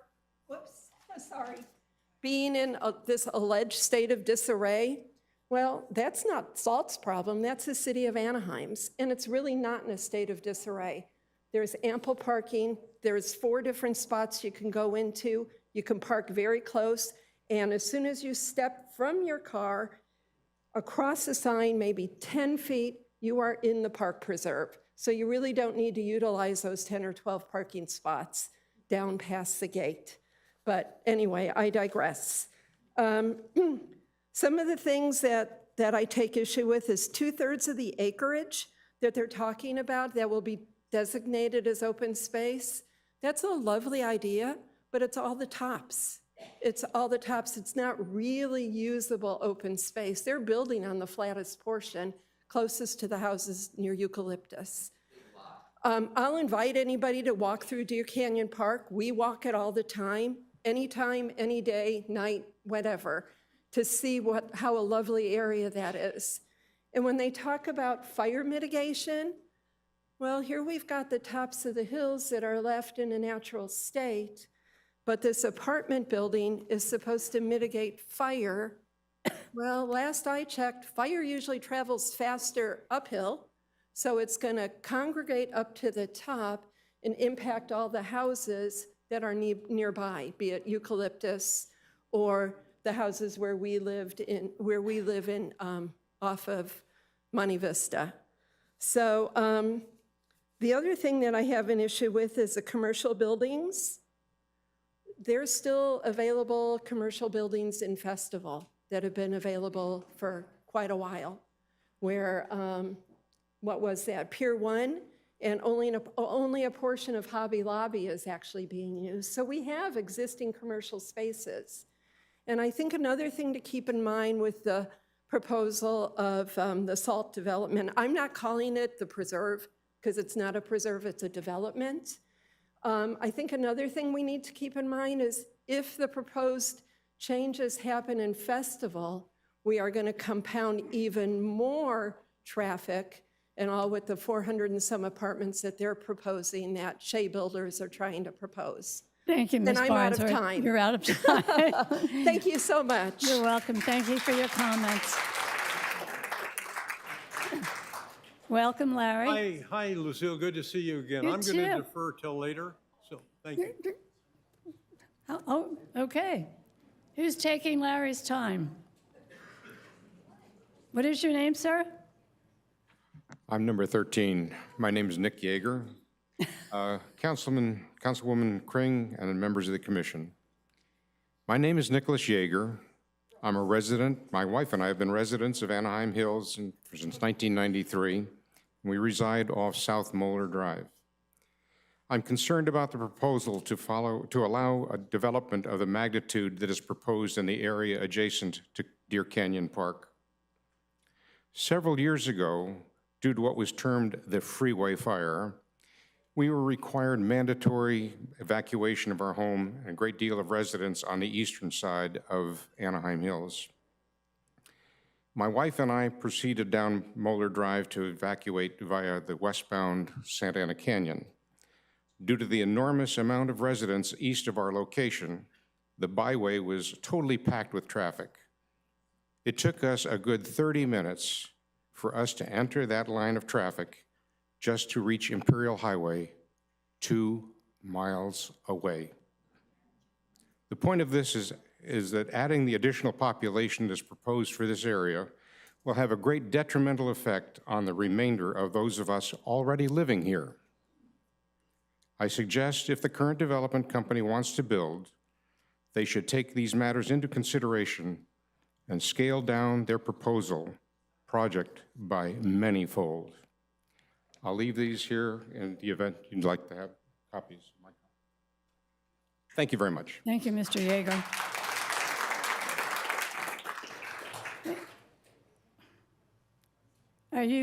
It doesn't matter. Come on up, whoever's, Allison or Linda? I'm Linda. Okay, fine. Come on up. Welcome. Thanks, everybody, for letting us have the chance to speak, and I appreciate your attentiveness. I just want to let you know, my name's Linda Chapman. I have been an Anaheim resident pretty much my whole life. I've lived on the very far west side of town by Buena Park, the resort area, East Anaheim, and the last 31 years in the Hills area. When my husband and I were looking to purchase a home, we were looking for a rural lifestyle to raise our 4 children. So we chose a house that backed up to the horse trail and Deer Canyon Park. We were assured that it was protected and it would never allow development of more than 1 house per half acre. So with each new house that we've seen in the 31 years, we've seen less and less animal sightings. For me, personally, with my family, the animal sightings that I have had in my 31 years include the mule deer, coyotes, the mountain lion, bobcat, fox, screech owl, barn owl, red-tailed hawk, turkey vulture, skunk, opossum, king snake, rattlesnake, gopher snakes, bats, woodpeckers, jays, finches, hummingbirds, and even a tarantula. Wow, huh? Pretty cool, but I love it. Are you opening your zoo? Yes, I've spent years teaching my children, their classmates, the Girl Scouts, and now my grandchildren of the importance of plants and animals in our hills. SALT wants to invade our community with a horrific, ugly eyesore of a building that will most definitely destroy more precious habitat that we cannot afford to lose.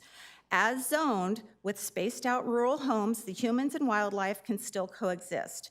In 2004, the city wrote the Green Element. It states, the Green Element philosophy seeks not only to preserve, but to conserve. This includes water, energy, air, and wildlife. Note, they did not say developers. A vital component of the Green Element is the comprehensive and long-range preservation and enhancement of open space areas. This includes open space for habitat preservation. Goal 14-1 states, conserve the natural habitat and protect rare, threatened, and endangered species. The mountain lion is currently threatened and is to be moved to be reclassified as endangered as early as next month. We have had a sighting on Country Hill Road this past November. Deer Canyon is their home. Loss of habitat is what is killing our wildlife.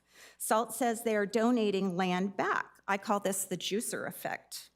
You know, when you juice and you get the juice out, well, that's the part that SALT is going to make piles of money on, and then you have the sludge, the leftovers that aren't useful to them, and that's what they're donating back. That's the part that's not going to make them any money. They're not generous, they're greedy. SALT is trying to divide Anaheim. We love our entire city, we want to preserve the habitat, and we all want SALT to go home to Utah and take your lousy ideas somewhere else. Your job is to save Anaheim, save the habitat, and save the wildlife. We ask you to do your job and reject this proposal. Thank you, Ms. Chapman.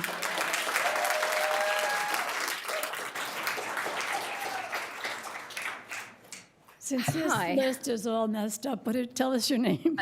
Donnie Fiorello. Okay. Okay. We're up to speed. Good. I gotta tell you, I don't venture out of my nice little cave very often. I really want to.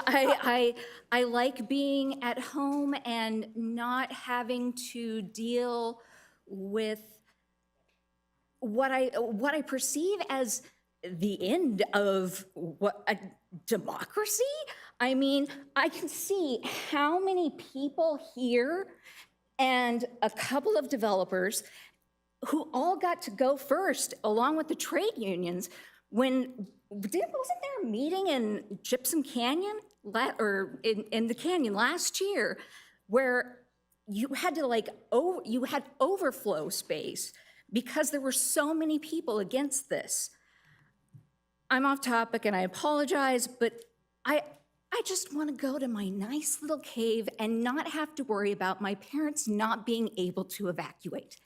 The Santa Ana Canyon, which I personally think of as the 91 2.0 ever since Google Maps came out, because everybody uses it as an alternative to the freeway. Whenever the freeway has closed, guess where they go?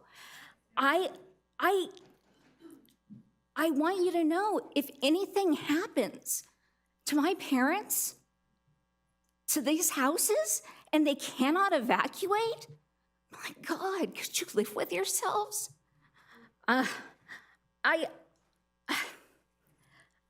What year did you graduate? Canyon? You went to Canyon, salt developer? Excuse me, that was his children, but address us, not the applicant, please. I'm honestly kind of appalled at what I've been seeing. I tried to reach out to Nick Taylor 3 times last week, and I'm really grateful that I called the city clerk, and the city clerk went over, and then I got transferred over. I feel like there is this huge disconnect between what the people want and what and what money can buy. Frankly, what money can buy. I'm appalled.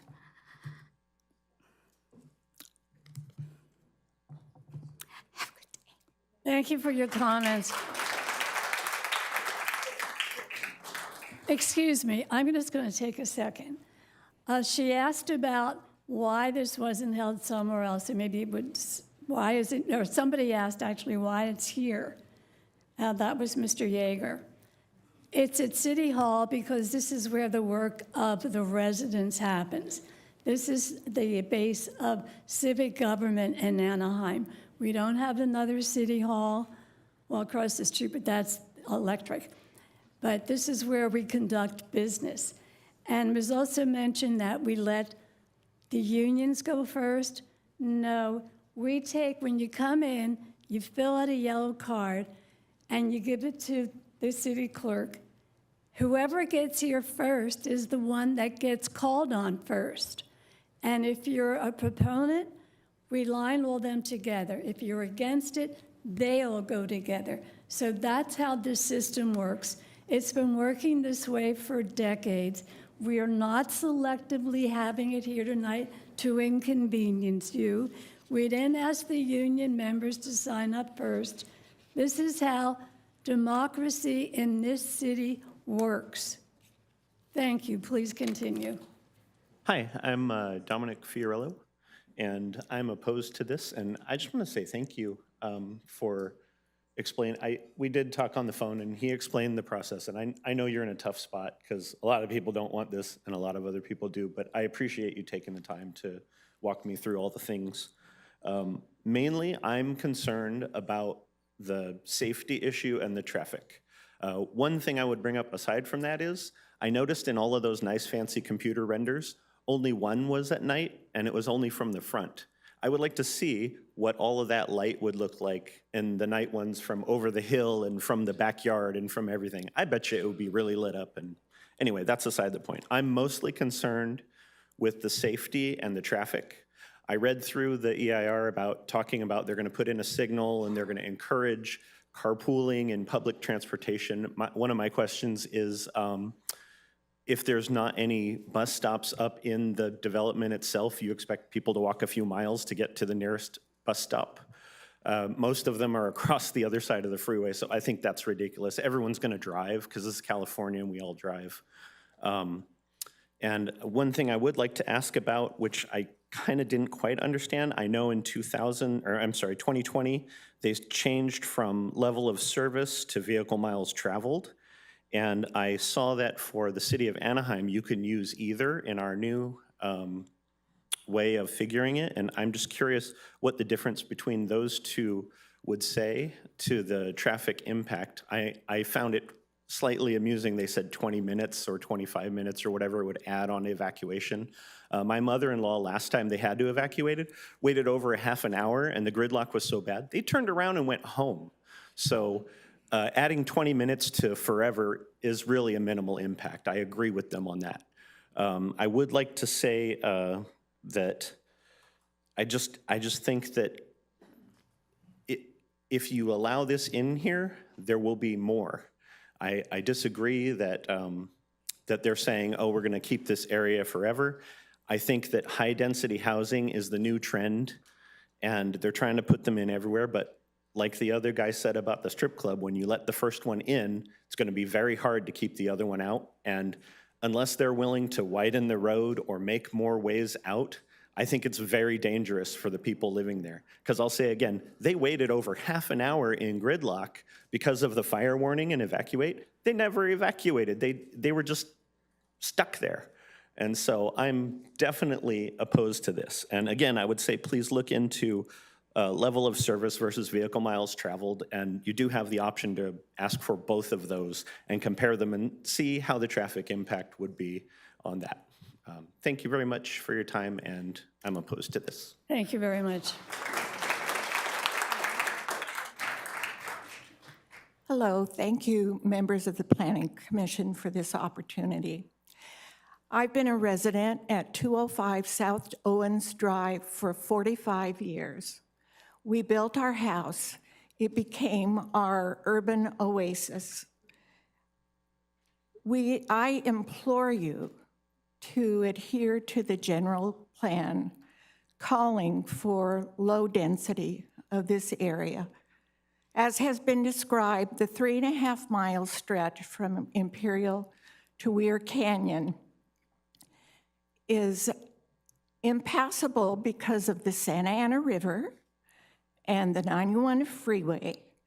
And so that makes Santa Ana Canyon Road and La Palma Avenue the only east-west routes for that 3.5-mile stretch.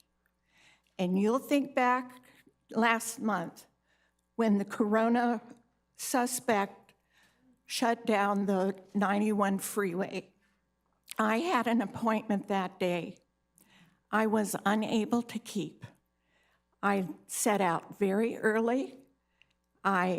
As I do, I passed the Imperial opportunity to get on the freeway because it's bogged down as it merges with the 55.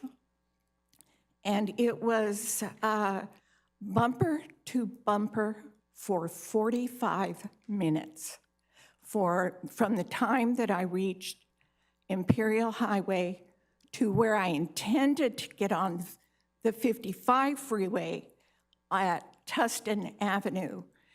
And that's one experience. We've been evacuated about 5 times in the 45 years that I've lived there.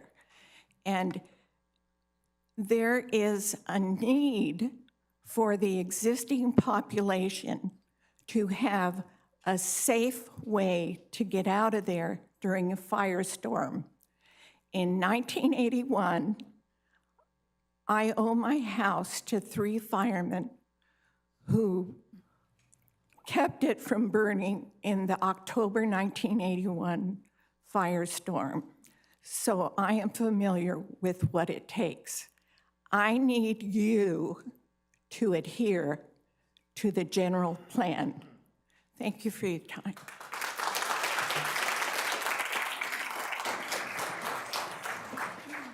Are you Mr. Dominguez? Yes. Okay, welcome. Thank you. My name is Arthur Dominguez. Thank you for the chance to speak. My main concern is if there's a fire, getting my family out and adding to this. And I've heard the stories of how this will just, of how bad it's been in the past, so this would only make it worse. I'd ask you to relook at the traffic studies because the thought of 250 cars at traffic hour making it to Imperial out of 1,600 people doesn't seem correct. It seems like a lot more would be in traffic. The other thing is, on September 7th, we all met at the East Anaheim facilities, and we gave information, and I've been receiving texts to my cell stating, Arthur, tell your city lawmakers to enhance and preserve Deer Canyon Park so all Anaheim families can enjoy its trails and wildlife. Send a letter today. That's from the proponents, and I'm sure a lot of people thought this was coming from the Deer Canyon organization. So, right, and so, you know, I'm sure they sent letters to the wrong side, so that was my concern. Thank you very much. You're welcome.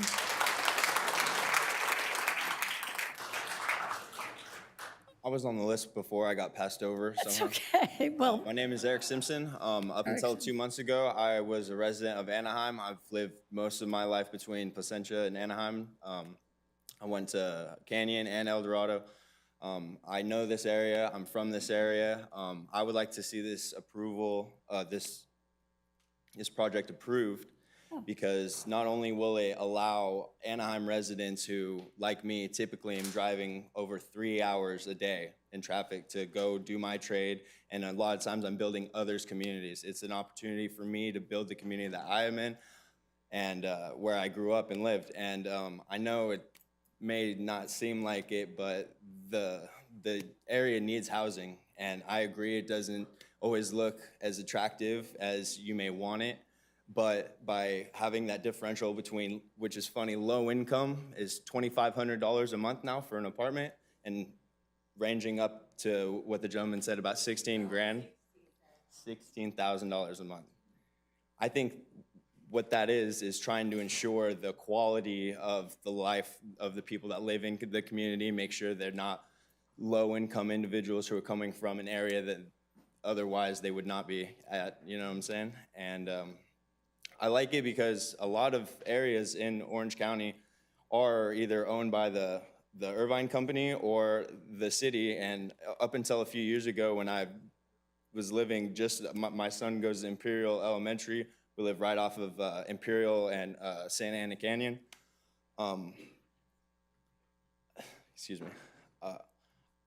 I just want to say, like, there's a lot of unused areas, and with this approval, they're saying, oh, we're just squeezing the juice out of it. Well, actually, we're using the area that we have for more cost-effective living, more development because of the need for jobs in the area.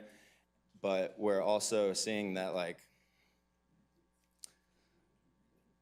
basically what we need is more jobs in this area for people who live in this area. I feel like, you know, I grew up here and I'm being priced out of my own neighborhood pretty much, and I don't know how many of these people sitting behind me actually still go to work every day. I'm sure many of them are retired. I would like to be able to remain in my community and build my community at the same time. And with I'm not supposed to be talking, but he's not. excuse me, sir, stop the clock. This gentleman said he was up there. Remember in the beginning? There's I 6 kept people that got calling passed out. names and nobody was coming up. No, I didn't. I came up immediately as my name was called, actually. So you're going to have, it's at 32 seconds. You've got 32 seconds left. All I like to say is I'm from this area. I would like to see more development done in this area, but with respect to the community and wildlife as well. A large portion of this project will remain. I will say, just like they say, if zoning can change now, how can it change later? If this is truly going to be a preserve, let's get that down in the final agreements then, so that can be solidified as a permanent fixed location for the community to enjoy. Thank you, Eric. Your time is up. Okay, are you Michelle? Yeah, I'm Michelle. Okay. Okay. Good evening. My name is Michelle Michael Bowen. I've been a resident of East Anaheim Hills since 1985. I moved into a new development that was at the corner of Santa Ana Canyon and Weir Canyon, where there was nothing around us. We were isolated. Our biggest concern at that time was traffic. We really struggled with getting into our community because of the 91 freeway traffic that would feed onto Santa Ana Canyon and also on Weir Canyon. It would block Weir Canyon. Over the course of time, I watched development and Weir Canyon extend. However, we still have problems with traffic, right, with the 91 freeway. In about 2000, 2001, I moved onto the west side of Weir Canyon, still in East Anaheim Hills, and that's when I started to experience evacuations because of brush fires. Never experienced that. My first time was the Canyon 2 fire, I believe. We had toddlers, had to, grab diapers where we could get out. Then the next time, fast forward to that was a freeway complex fire. Fast forward to the Canyon 2 fire, I was at work, and I don't have a job that allows me to work from home. So I had to drive from Whittier to Canyon High School to get my child to help us evacuate my elderly mother. So that's like a 20-mile drive, right? That's about half hour, 40 minutes. I got my child from Canyon High School, proceeded to, instead of take Santa Ana Canyon, because I figured it was gonna be bad, I went the back way. I went up Imperial Highway. That was completely stopped. I sat there for a good half hour. It took me a half hour to go from Knoll Ranch and Imperial Highway to Knoll Ranch and Canyon Rim. While I was sitting on Imperial Highway with my child in the car, we had emergency vehicles trying to find a way to get down. They couldn't come down the north side, so they were coming down towards me as I was on the south side. And we were trying to find a way to move. Again, never experienced anything like that in my life living up there. Took me another half hour to get to my mother, and we evacuated. But as I was sitting in traffic, as I was getting closer towards Weir Canyon, and mind you, I took a back way. I didn't take the main roads that they're discussing. I took the back way knowing that. I sat there and waited and waited and waited and realized now I know why people perish in wildfires. I had nowhere to go. I could not move. So that was, I don't know, it was startling to me. And growing up, the wind would drive me crazy, right? It was just annoying. Now it stresses me out because of the brush fires. A friend of mine lives behind Festival Center, traveling down Santa Ana Canyon to try to get her child. She couldn't. A friend got it, her child. Traveled back on Santa Ana Canyon towards Festival Center. She had cars coming towards her. Michelle, I'm sorry, your time is up. Sorry for your That's bad okay. experiences. But just keep in mind the traffic's bad. Yeah, thank you.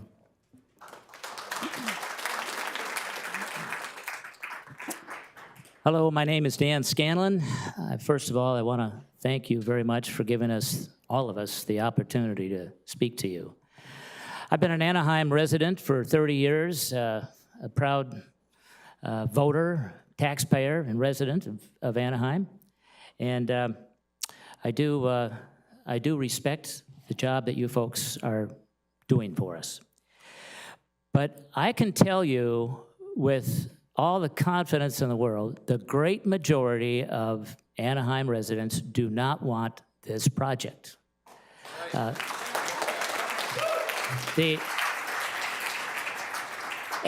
least the project as proposed. Now, there's so many flaws to this, I can't talk about it in 3 minutes. So I'm just going to focus on one, and that's traffic. So if we got 500 units that's being built, and if you figure 2.5 people per unit is a pretty conservative number, and every one of those people is going to have a car, do the math, that's 1,200 cars. Now you add the workers and the delivery people and Amazon and UPS that's going to be coming in and out, you're looking at 1,500 cars every day. But it's not only 1,500 cars, because in the morning, those 1,500 cars are going to be taking the drivers to work. And then at night, those same people are coming back from work. So now we're talking about double the number. And now the people, those 1,500 cars, want to go to McDonald's and get us something to eat. Those same cars are going back on the highway again. And it's always Santa Ana Canyon Road. There is no other way. They have to go. So now we got the residents going to work, going to shopping. Now we got their friends coming to visit them. Bottom line is you're going to have 8,000 entries onto Santa Ana Canyon because of this project every day. Now, we we looked at the environmental impact study, and I have to say, you know, hats off to the SALT people. They put a lot of work into it, but their mitigation issues are not realistic. I mean, with all due respect, folks, here's how they propose to mitigate the traffic problem. Number one, they will install a stoplight. Well, stoplights are named stoplights because they stop traffic. Yes, the stoplights will stop traffic on Santa Ana Canyon in order to allow the 1,500 cars coming from the SALT project to enter onto Santa Ana Canyon. Mr. Scanlon, I'm so sorry. I don't see where that's going. Mr. Scanlon, I'm sorry, your time is up. Thank you. Thank you. Good job.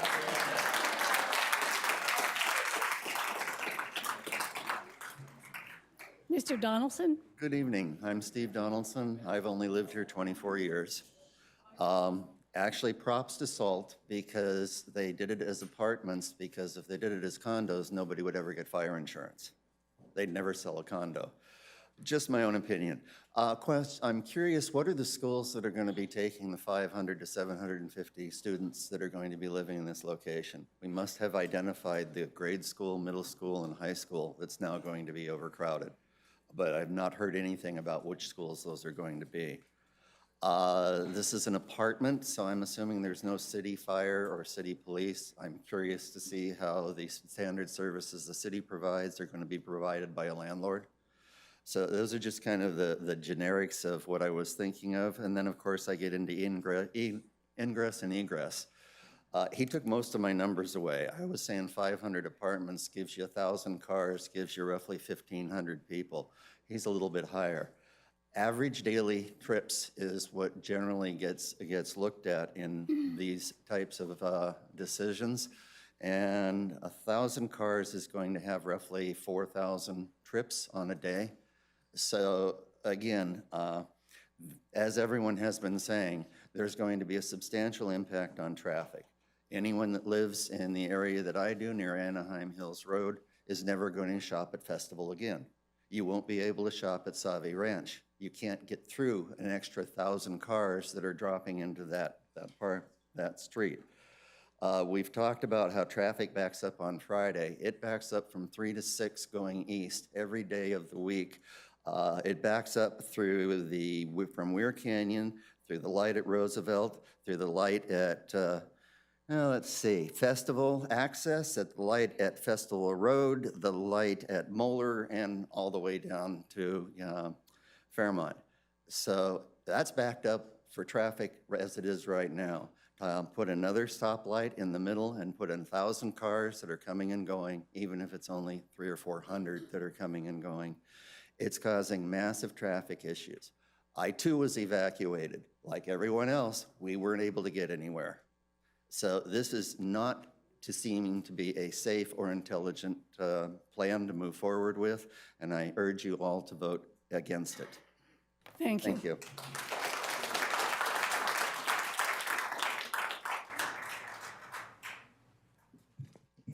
Hi, council member. My name is Lilia Paredes.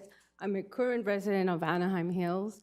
And I just want to say that this is a comment on the environmental report, and you need to consider the people and the area. As many have mentioned, traffic, the fire hazard. I think this is very condescending for the SALT company to use Hill Preserve, because I don't add up having a mountain raised as preserving a mountain at all. That's for one thing. And secondly, it is a development. It is not a preserve. You're not preserving the park. You're not opening the park. You're not doing anything to the park. That's for you, for the city to decide what to do with the park, to have more access for people or for current residents or for people in the area. You have so many other areas that will fit for that type of development: the building, the gym, the pool, the parties, the reception area that looks like, some people mentioned, like Vegas. You have lots close to the Anaheim Angel Stadium. You have areas that are going to be closer to intersections like the 57, the 5. you're gonna have more access area. Santa Ana Canyon is just 1 3-mile stretch of a street that you're gonna add, like someone previously mentioned, 498 units. And to keep it conservative, you're gonna add 1 car per unit. That's 498 cars, if not more. And when you mentioned that there's just 200 cars are gonna be added to traffic, that's not true. That needs to be relooked at. I oppose this development because it's not a preserve, it's a development. And it doesn't go with the area, and it's gonna affect the people that live in the area. And that's a project that needs to be taken somewhere else, not in what they were able to get and the lot that they were able to get. Thank you.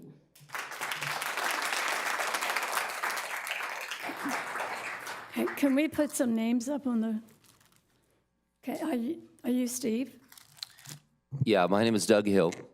Oh, okay. First of all, I want to thank the council for allowing us to speak here today. Like all the residents of Anaheim Hills, I'm included, been there for 28 years, we are concerned about this development. In particular, the way that it came to be. I don't know if we're all aware of this, but I believe that SALT was introduced to the city of Anaheim through Harry Sadu. We all know who Harry Sadu was. He was basically famous for backdoor deals and corruption. So here we are now dealing with SALT and Harry Sadu's leftover poo. It is unfair to our community to have to tolerate this type of deception that SALT has brought into our community. For instance, they claim that they engaged the community in order to let them know what was going on. They planned to have 5 meetings, of which after the second one, they realized there was such an outrage in the community that they decided to not hold the other 3, and instead went and started whining and dining the city council and others, trying to get your ear, trying to get your attention to say what a great proposal this is, how they're gonna preserve Deer Canyon, when in fact they're doing the opposite, they're destroying it. SALT has the audacity to send out text messages to the community saying how they're going to open the canyon, allow people in, preserve it, without a single mention of a 500-unit apartment complex, along with all the fire danger, the wildlife they're gonna displace. All of these factors are just like suddenly left out, but oh, we're gonna preserve Deer Canyon. Give me a break. In their EIR report, they mention insignificant impacts such as fire. 95% of all fires, brush fires, are caused by humans. You're introducing thousands of humans into this canyon every day compared to the few hundred that are there now and expecting them not to bring in fire danger. For those residences that surround that canyon, if a fire starts in that canyon, it is on our homes in a matter of seconds. Not even enough time for your 30 fire hydrants to put it out. It's already on top of us. This development has no place in Anaheim Hills. It was never planned for this. The original people who looked at Anaheim Hills and said that this is a rural community, it needs to remain that. When we bought our home 28 years ago, it was R2, zoned for R2, single family dwellings. That's what belongs in that canyon, not 2,000 people who are renting and out smoking in their backyard per se, lighting the rest of the place on fire. There's also gonna be children. Where are these children going to play? When we were all kids, where do we go play? We went and played in the yard, right? Their yard is Deer Canyon. Thank you, Mr. Hill. Your time is up. Excuse me.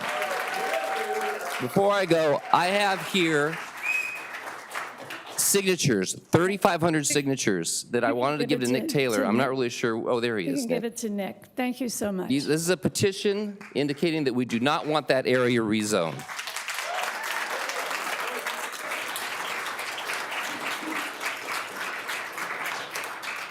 I'm sorry, I didn't. I did fill out a card, a I yellow know, one, well, but there's nobody here in line. well, I know. I don't know what's happening because that was happening in the beginning. What is your name? Oh, I'm sorry. My name is Steve Hare. Okay, wait a second. Anybody who is up there, please come up. And if you don't come up, if you missed your turn, I'm going to take this man's advice and you will not speak. So please come in line. I'm sorry, I'll go back and wait. No, no, no, no. Chair, his name was up. I think there were two Steves in the row, and maybe there was some confusion. Well, but I'm asking people to please line up, and if you don't line up and your name disappears, you're not going to get called on.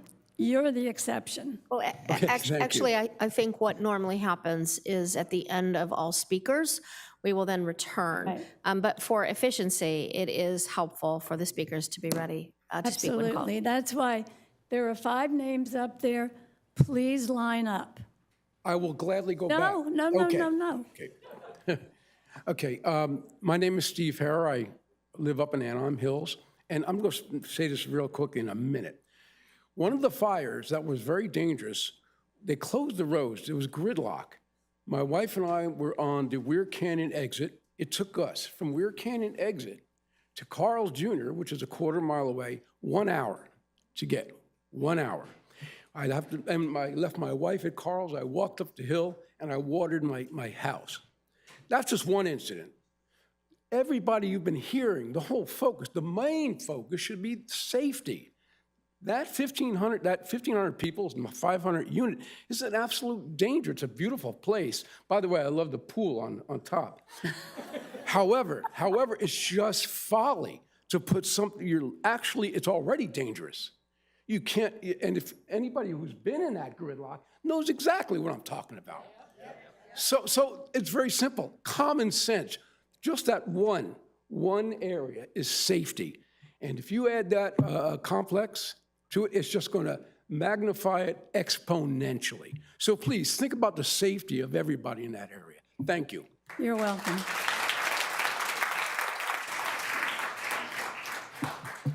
Good evening. Please tell us your name. Yeah, my name is David Chan. So, yeah, I live here when my daughter is still 2 years old, and it's been 27 years now.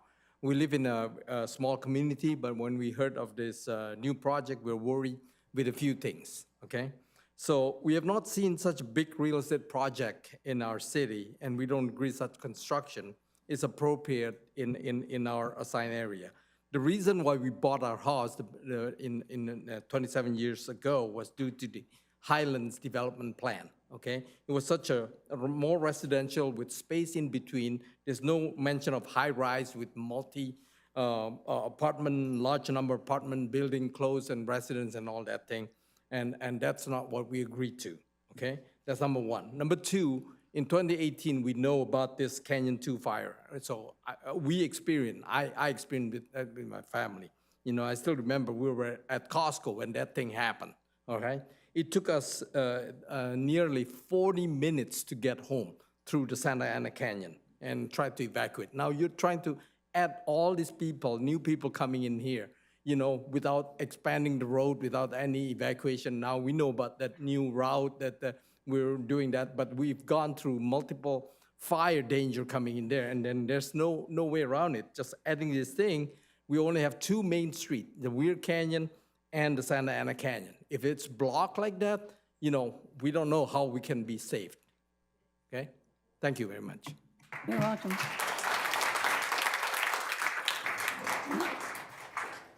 Deanna, welcome. Good evening. My name is Deanna Drum, and I'm a resident of Anaheim Hills community. Thank you all for listening to the community tonight. I really appreciate that. I'm here today to express my opposition regarding the proposed urban renewal development in our area. My husband and I chose to purchase our home in this community precisely because it offers a peaceful suburban environment with sprawling green spaces and single-family homes. Most of us here envisioned this area being developed in line with our original master plan for Anaheim Hills. Single-family homes, 2 to 3 story condos or apartments. Of course, this will not be as profitable for the developer. I invite the Planning Commission to visit the area and enjoy Deer Canyon Preserve. Contrary to what the applicant suggested earlier tonight, this area is active with hikers, cyclists, and horses daily. The introduction of a large metropolitan complex would fundamentally alter the character of our community, detracting from the very qualities that attracted us and many others to live here. I'm also deeply troubled by the misleading communications that have been targeted to the Anaheim residents These messages from the Hills Preserve proponents falsely claim that the SALT development will address housing needs that, according to the Regional Housing Needs Assessment, have already been adequately addressed. Furthermore, these communications include deceptive links that, when clicked, send messages of support for the development to our council members under the pretense of preserving nature. This is a serious misrepresentation and an attempt to manipulate public opinion. I urge the Planning Commission to consider the long-term implications of this development, the reality of overcrowding, congestion, fire hazards, destruction of the wildlife, and what will happen to a 500-unit, 7-story complex with a rooftop bar when the next earthquake hits. I asked that the metropolitan complex be built, I asked, should this complex be built in our community of homes and greenbelts, or is it more suited near Anaheim Stadium or LA? It is essential that we preserve the unique qualities of our community and protect it from this development. Thank you for your time.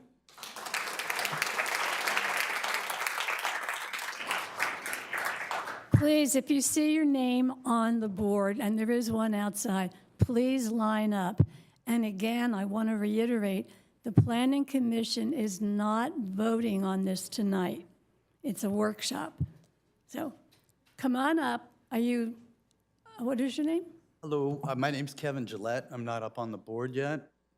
Yet? But I did sign a card up. Well, there's nobody in line, Lucille. Well, So I come figured on I'd up. come up. We're not wasting time. Thank you. I'm a lifelong resident of Anaheim Hills, 1985 graduate Kenya High School. I'm an electrical contractor. I've been in business in Anaheim Hills since 1997. I've seen a lot of development over the years. No street improvements. There's no Weir Canyon to Jamboree like it was proposed in the old Thomas Guide. Everybody remember the Thomas Guide? Yeah. No La Palma through to Corona. No Santa Ana Canyon through to Corona. No traffic improvements for over 30 years there. You guys need to look at that and please do something about it because we need it right now. We don't need it after the 2 developments are coming in there to put another 2,000 or more cars on the street. We need it now. We have people driving through neighborhoods. You guys have a sign that nobody can make a right turn on Santa Ana Canyon from driving through a neighborhood off of Canyon Vista? Are you kidding me? It's ridiculous. This is absurd. Excuse me, I'm a little passionate about it, excuse me. You're fine. The EIR that they've done is lacking. The South Coast Air Quality Management Report, the record of the NCCP, HCPA analyses, the Fish and Wildlife Game Report. Nothing, none of these things have been done. Do not destroy our community with this. Build single houses like the master plan demands. Right.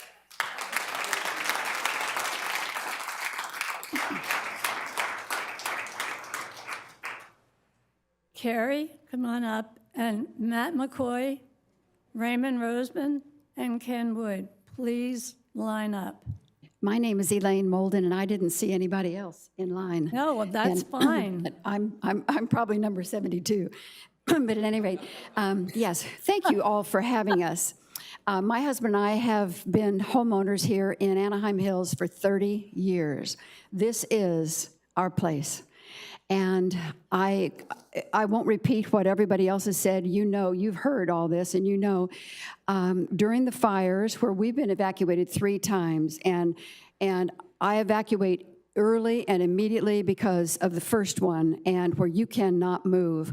And I just have to plead with you to do the morally right thing. If we add, and you know the math, you've got 500 homes, 500 new homes and the added traffic, et cetera.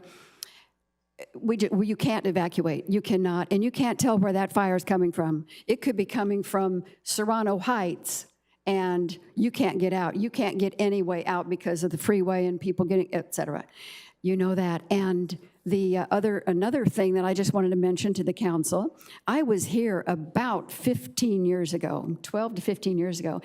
A customer of mine in my business had purchased some of this land that we're talking about now, the Waddells, and they were going to build an event venue, they were going to name it Mansion in the Hills. It was going to be a gorgeous venue. I don't know if any of you were around then. Mm-hmm. The response was then, oh no, with 300 to 400 people coming, we could never, to an event, Friday night, Saturday night, Sunday, et cetera. And oh no, we could never do that. Santa Ana Canyon could not support that additional traffic.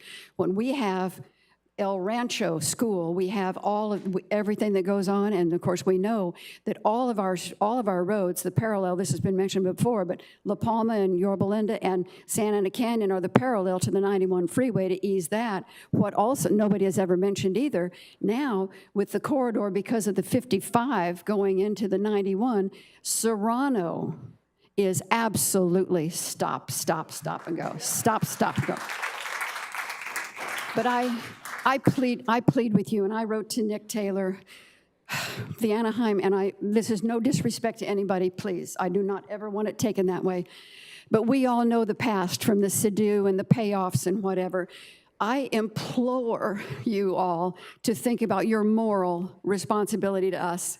Don't endanger me, my family, my friends, all the community that we've loved, and the children in the schools, the parents coming to pick up those children in case of a fire. Do the right thing, do the morally right thing, and build those 16 homes. If SALT is a great developer, build those 16 custom homes that it is already zoned for. Absolutely.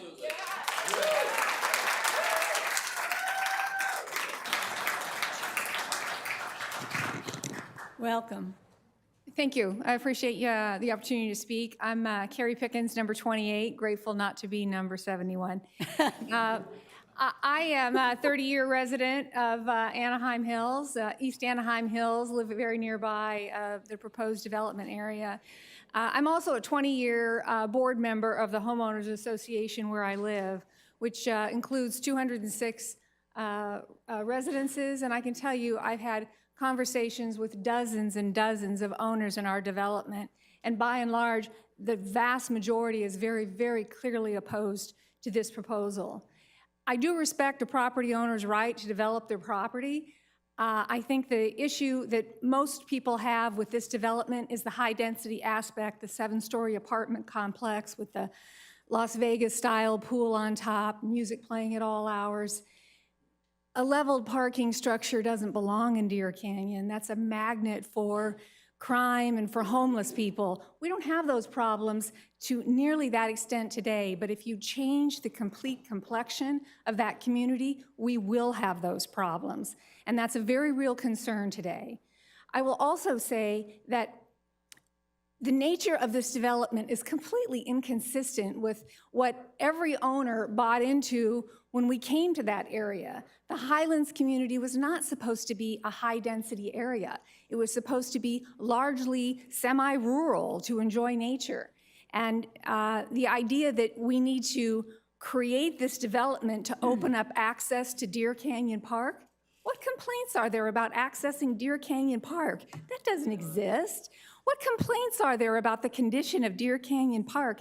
That doesn't exist. Those are made-up problems that this developer seeks to solve in order to justify changing the complete character of the community. I'm opposed, and I appreciate your consideration. Thank you, Ms. Perkins.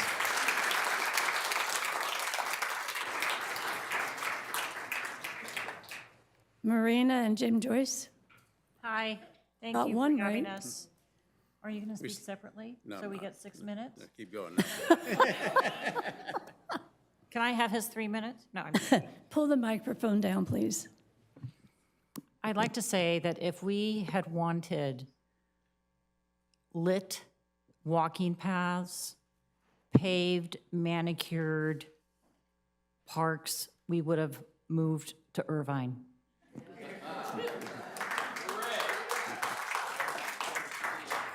I'd like to address a few points in the EIR. The EIR in the construction section discusses the fire risk to the community as being severe. To mitigate this fire risk, there's a long list of things that need to happen. The construction workers need to be trained on where to put their cigarette butts. There needs to be receptacles, et cetera, et cetera, et cetera. What about the residents? What about the 500 people who are going to move in? 1,000 people. Are they going to be trained on the fire risk? They're not buying homes there. They're renting. Are they going to be there for a month? Are they going to be there for a year or 2 years? This is a very fragile ecosystem. So the EIR does address the fire hazard. I'd like to address Salt's comment, if they're here, about no one using Deer Canyon, which is a crock of manure. It's very busy. You go in there early morning, evening, everyone loves the goats that are there eating the grass. It's such a beautiful heart of our community. We can't get fire insurance. We haven't been able to get fire insurance for 5 years. None of our neighbors can get fire insurance. We're in that red zone that is very clearly pointed out on the EIR. We're insured with California Fair Plan. We have an additional wraparound policy. We have an additional umbrella policy to get everything that a homeowner would get with just a fire policy, a normal homeowner's policy. Our insurance has gone from, I want to say, $1,100 a month, a year, to over $7,000.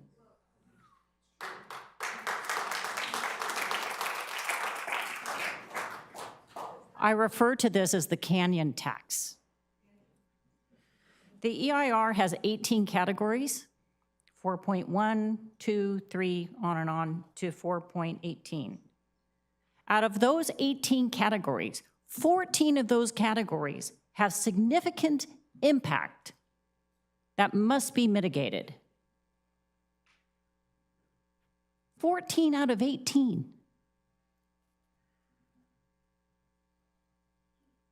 Thank you, Marina. You and Jim, your time is up. No. Yes. As you might guess, we're against it.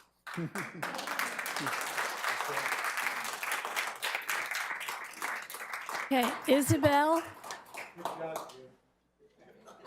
And then, is there Robin? Robin, please come up. There's a big space between. Come on up. My name is Robin Preby, and I've been a resident of Anaheim Hills for over 30 years, and I appreciate you listening to us. I'm here to also let you know I'm opposed to this whole project. The purpose is for safety. I've been evacuated 3 times and couldn't get out, and I'm just grateful my family didn't get burned to death. And that's the possibility that's going to happen if this project goes through and infrastructure is not put in for evacuation. I was at the Weir Canyon on-ramp the other night. I was between Santa Ana Canyon and the 91, and I was trapped, and the fire engine was behind me honking, and I had nowhere to go, nowhere. So it's not only the safety of us trying to get out, it's also safety of people that are sick and can't get the vehicles to them to save them.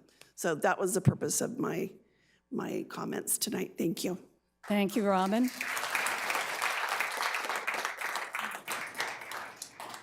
Okay, are you Lillian? Sherry Gallagher? Sure. Sorry. Pull the mic down so it's closer to your mouth. Thank you.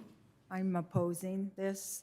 I live up at the top of Deer Canyon, and there is always a lot of people hiking. It's a beautiful canyon. I don't know what major improvements they need, but as somebody that worked in the school district locally and had to help evacuate these children from these schools, and the nightmare it was trying to get the buses out of these schools because they evacuated the 91 freeway off of Weir Canyon, and the Highway Patrol and CAL FIRE weren't communicating, and it was like they couldn't get, it took 2 hours to get the bus to Canyon High School.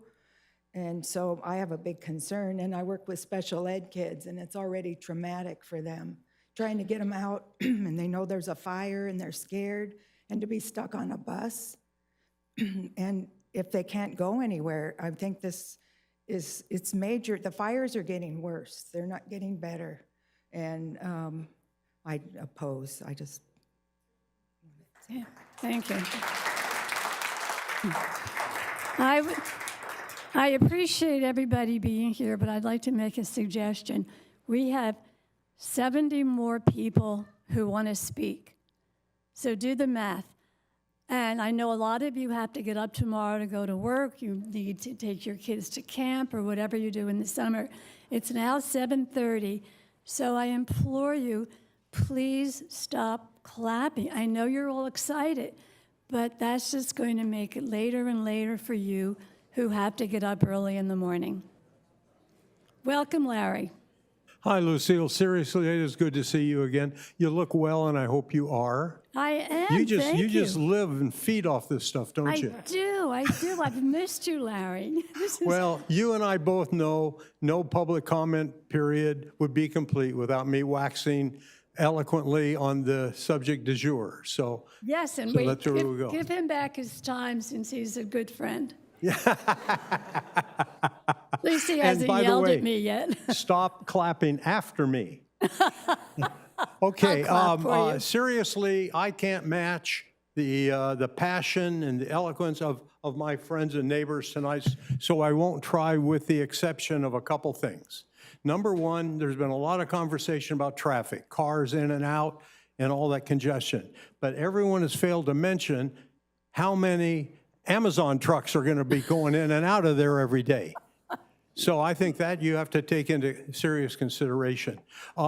Actually, what I'd like to do is talk to those of you that are left. Obviously, many people left, and they're just not veterans of this type of thing like you and I are. And that is, there's something missing that I've noticed, and I've asked for help, so Parisha thought I could be wrong. We don't have a representative from District 6 on the panel tonight. Well, And also, if you haven't noticed, and they have to know your passion by now, our mayor, Ashley, and our councilwoman, Natalie, I have not seen them. Now, they might be hiding in the video room, I don't know. no, they're not here. But they're not here. They know your passion. You drove anywhere from 10 to 15 miles to get down here at a very bad time, and they didn't care enough to come here to share with you or make their comment. I hope those of you that voted for them in 2 years will remember this. So anyway, that's all I have to say. Thank you.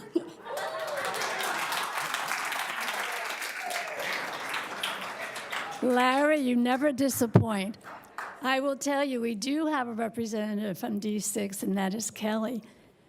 She is here. She's at large, but she does represent D6. And I'm sorry, that's Deidre Kelly, Commissioner Kelly. And I shouldn't, but I'm going to say why Commissioner Castro is not here. She had a very serious family emergency in Arizona. Otherwise, she would be here.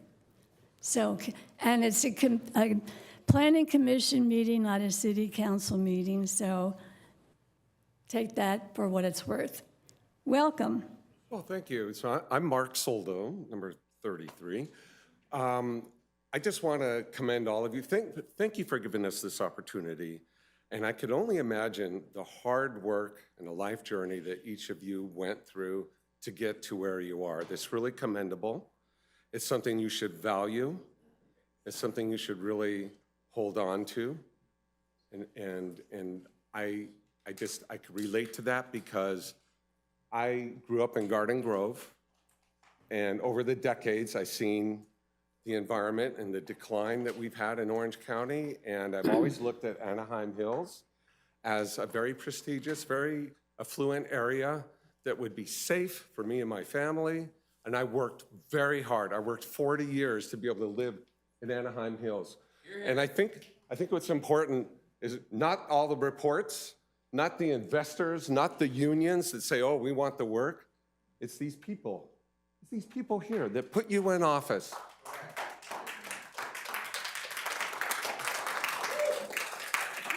They're relying on you to make a decision on our behalf. That's why you're here. That's what you're here. So when you go, I know tonight's not the decision. When the time comes to make a decision, please remember us, please. Thank you. Thank you.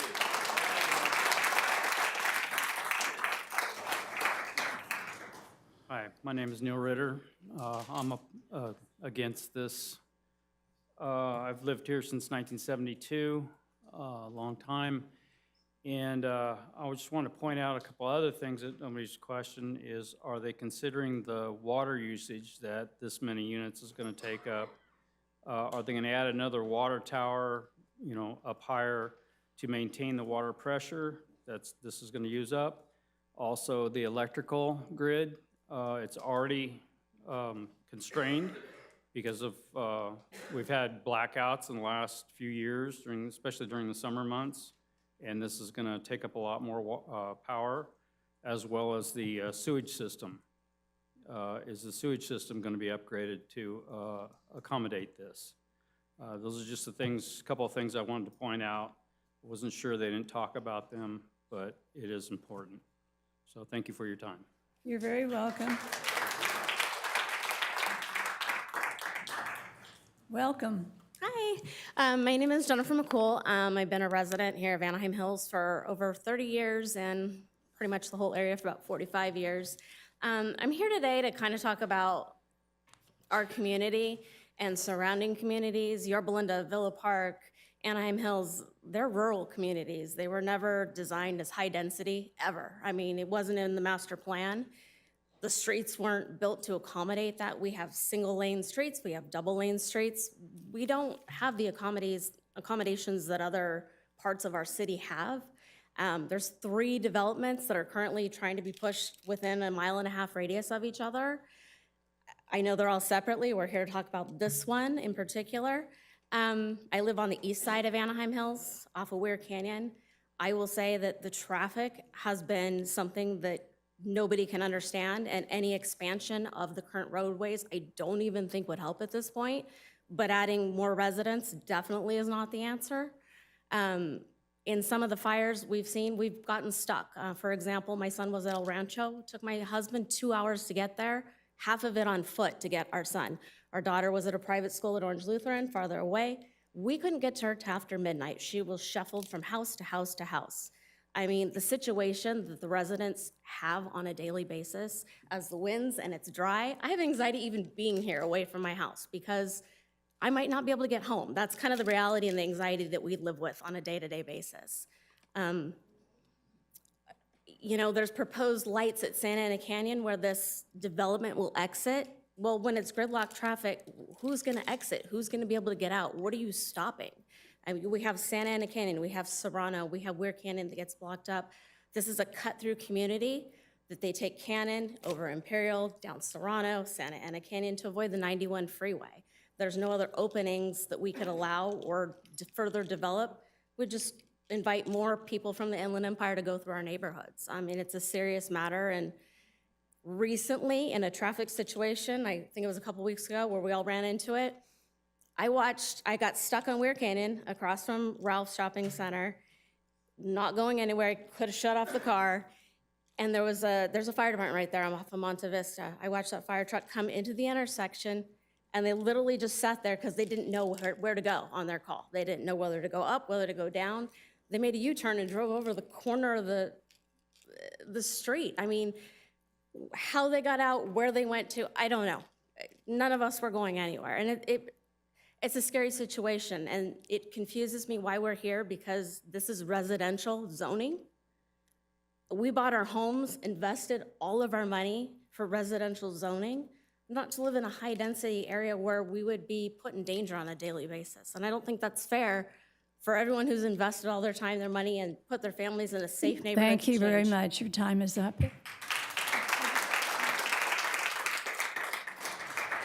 Welcome. It doesn't matter. She's up here. You can go. No, please. Go ahead. You're on. We were talking in line. Go ahead, Jim. I'll make this real quick. Thanks for your time. And you're Jeff Walton. I'm Jeff Walton. Okay. Been in Anaheim since '74. Went to Sunkist, Sycamore, Catella. Raised 2 girls. Both graduated from Canyon, just like Salt Development. So now that we know where everybody's family graduated from. Wife works at elementary school. Love the community, taxpayer. I love the place, but public safety. This multifamily development has no place Absolute chaos. Fend for yourself. Survival of the fittest to get off that hill. 3 fires to be evacuated on. One of them, take me down to my buddy's place to get my other car so we can get off the hill. We pulled out of the neighborhood, bumper to bumper. Told the wife, I'll jog down. Our meeting place is across the freeway at Casa Loma by Yorba Linda City Hall. We met at the park. Took us 2 hours to get over there. The other time, went to the festival. Mad chaos. No supervision, flashing red lights. It's unbelievable. And it's not a matter of if the next fire, or when. It's not if, it's when it comes. Public safety, fire egress. This type of multifamily development has no place there. Nick, he answered one time my email. Email the developer, of course, no response. So that's a whole nother issue. Traffic congestion, normal traffic, aside from the fires, it's bumper to bumper. I'm talking from Weir Canyon to Lakeview. So I went out there on a Saturday, it was fine? I don't think so. The environmental impact report, it's a bias report. It's paid for up front by the developer to hire a third-party consultant for favorable renderings to try and sell you on a bag of goods. It's called 10 pounds in a 5-pound bag. He bought Salt Development. They bought a single-family land. They know what they purchased, master plan community. Master plan, it's been laid out for quite some time. Don't let them change the zoning of what they know they bought. They know what they bought. If they want to develop single-family dwellings, fantastic. We would love to have those. Not 7 stories of apartments and a 10-story parking structure and more commercial stuff we don't need. It's absolutely insane. Right now, that's our tranquil hiking area. It's a native terrain. What about weed abatement? Mr. Salt Development owns that land. Who's doing the weed abatement? Why is there no weed thinning over there? That land as it currently sits is a fire risk. It needs to be gone through and thinned. Any normal fire department would be out there writing notices come springtime in April for the land developer to thin your land. Nobody's done anything over there. So he's got work to do aside from trying to get this passed, which he's got a big challenge to pass it because we, the people, are asking you to deny this type of project. If he wants to build single family, we're all for it. Multifamily, Thank you, Mr. please speak Waldron. on behalf of the people. Thank you.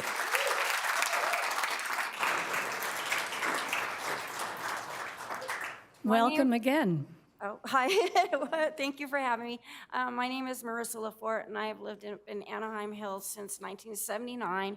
And I just want to go along with all these people as another person to say that I've lived through 4 fires up there, and it was highly impossible to get in or out of that place. And I'm one of them that had an elderly mother at that point in time and kept her in that home and managed to be able to do safety-wise, but right left with me, stuff was coming burning down, number 1.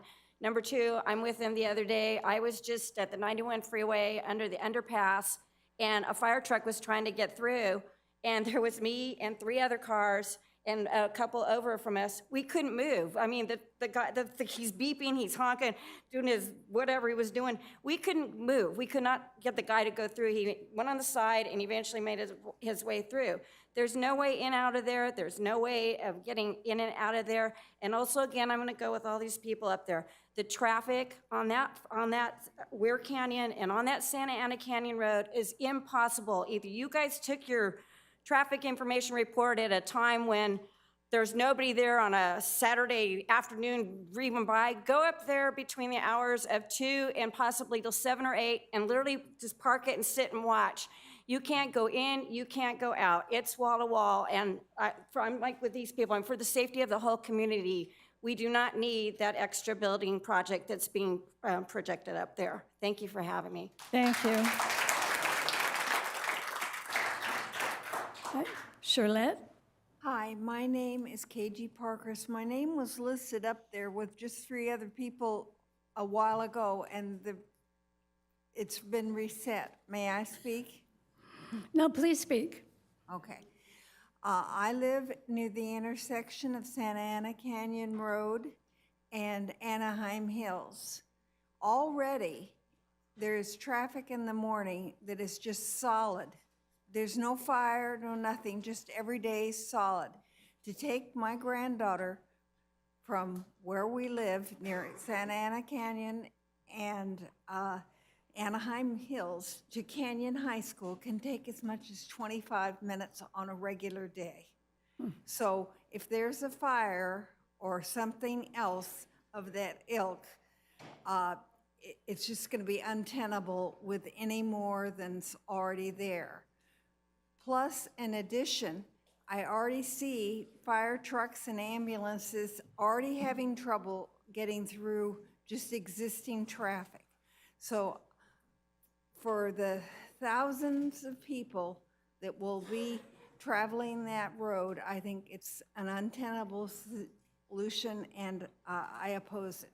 Thank you so much. Okay. Are you Charlotte? Yes, I'm Charlotte. Welcome. Thank you. I live 2 blocks away from the proposed site. And when I'm leaving between the hours, I would say 1 and 6, 7 o'clock, it's almost impossible for me to make a left turn. They're planning on putting a stoplight at the proposed site. I don't think I would ever be able to exit my street. And one thing that I haven't heard is someone mentioning the VA cemetery. Mm-hmm. Once that's built, it's going to be impossible to drive down Santa Ana Canyon. So I'm very concerned with the traffic on Santa Ana Canyon, and I oppose the building. Thank you.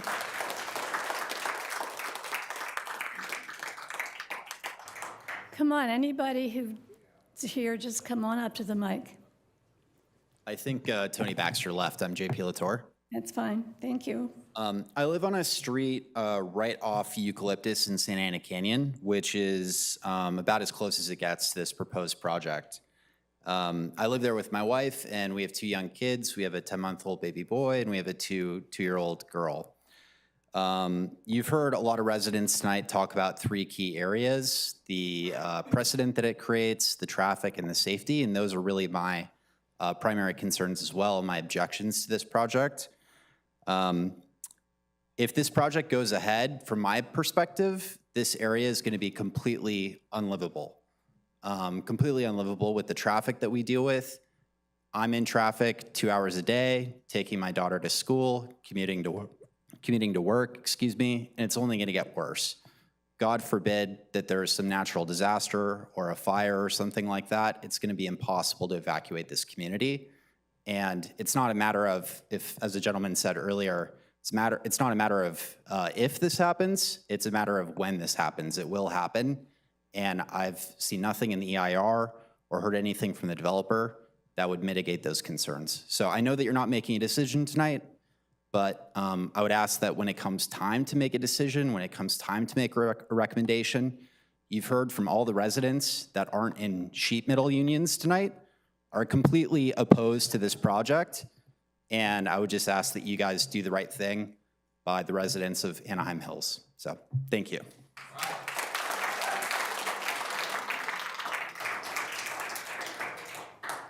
Welcome. Hi. Priscilla Albin, resident of Anaheim Hills for 22 years. We're talking 500 units, but are we talking about how many of those units are going to be 1 bedroom, 2 bedrooms, 3 bedrooms? If it's a 3-bedroom unit, you're probably going to have 6 people in that property. 2-bedroom unit, you're going to probably have 4 people. That's 4 cars per 2-bedroom. That's 6 cars per 3-bedroom. We are creating a death trap with this apartment complex. Now imagine, let's see, 500 cars in that parking structure. If there is a fire, imagine Disneyland being on fire and trying to get a parking structure evacuated if there's a fire. This is Maui Hills 2025.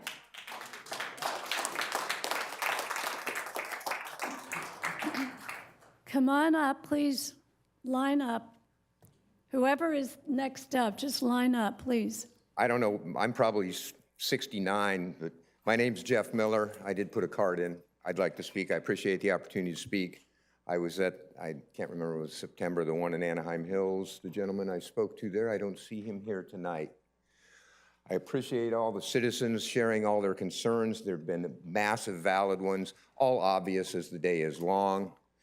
My point I would like to make to you is on a moral and ethical one.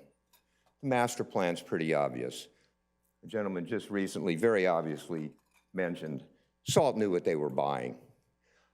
I call this the epitome of bureaucracy and corporate corruption. Yes, I said the name.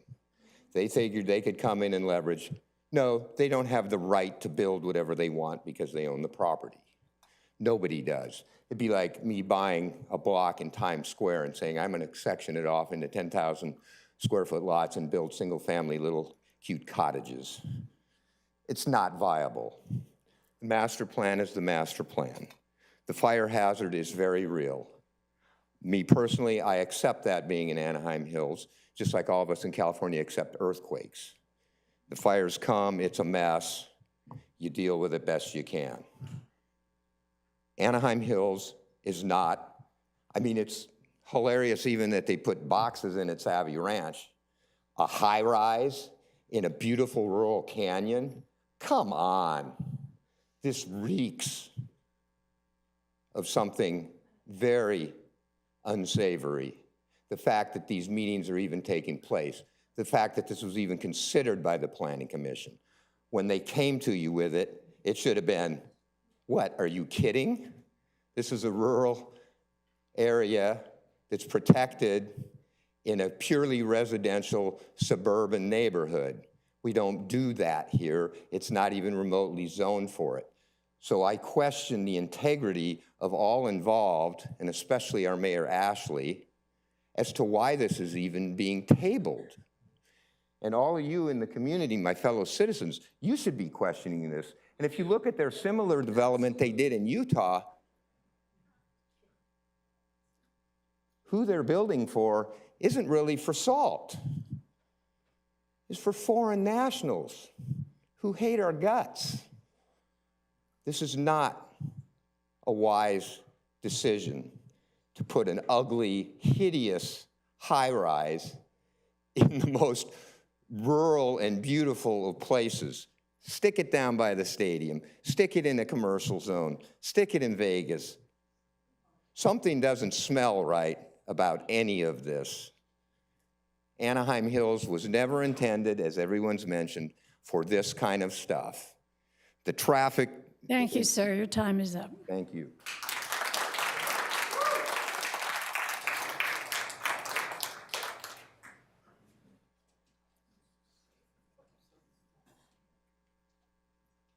Are you Larry Ostrowski? No. What is your name? My name's Jeff Shimkus, and since no one stepped up, I'm stepping up to address the commission. Please, Thank you very much for the opportunity. Yes. I'm a resident of Anaheim, and I'm a retired Anaheim fireman, Oh, captain, paramedic, nearly 30 years. My job was the preservation of life and property. My job required me to go into places that people were trying to get out of. We couldn't do it then. It's harder to do it now, and it'll be impossible to do it once we add the number of vehicles and people that this project is going to allow for. So again, my job was the preservation of life and property, and I think it's incumbent upon every city official, including you commissioners, to consider that as well, the preservation of life and property. Thank you.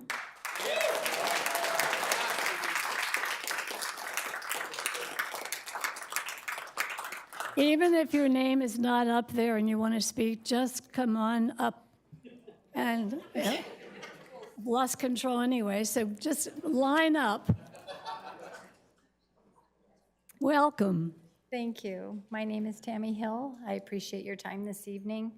I think I'm number 72. Well, We'll we've get got there. 62 more to go. I'm a 28-year resident, and I just want to bring up the parallels of this and the danger and the safety, which all of my neighbors and the community have mentioned earlier.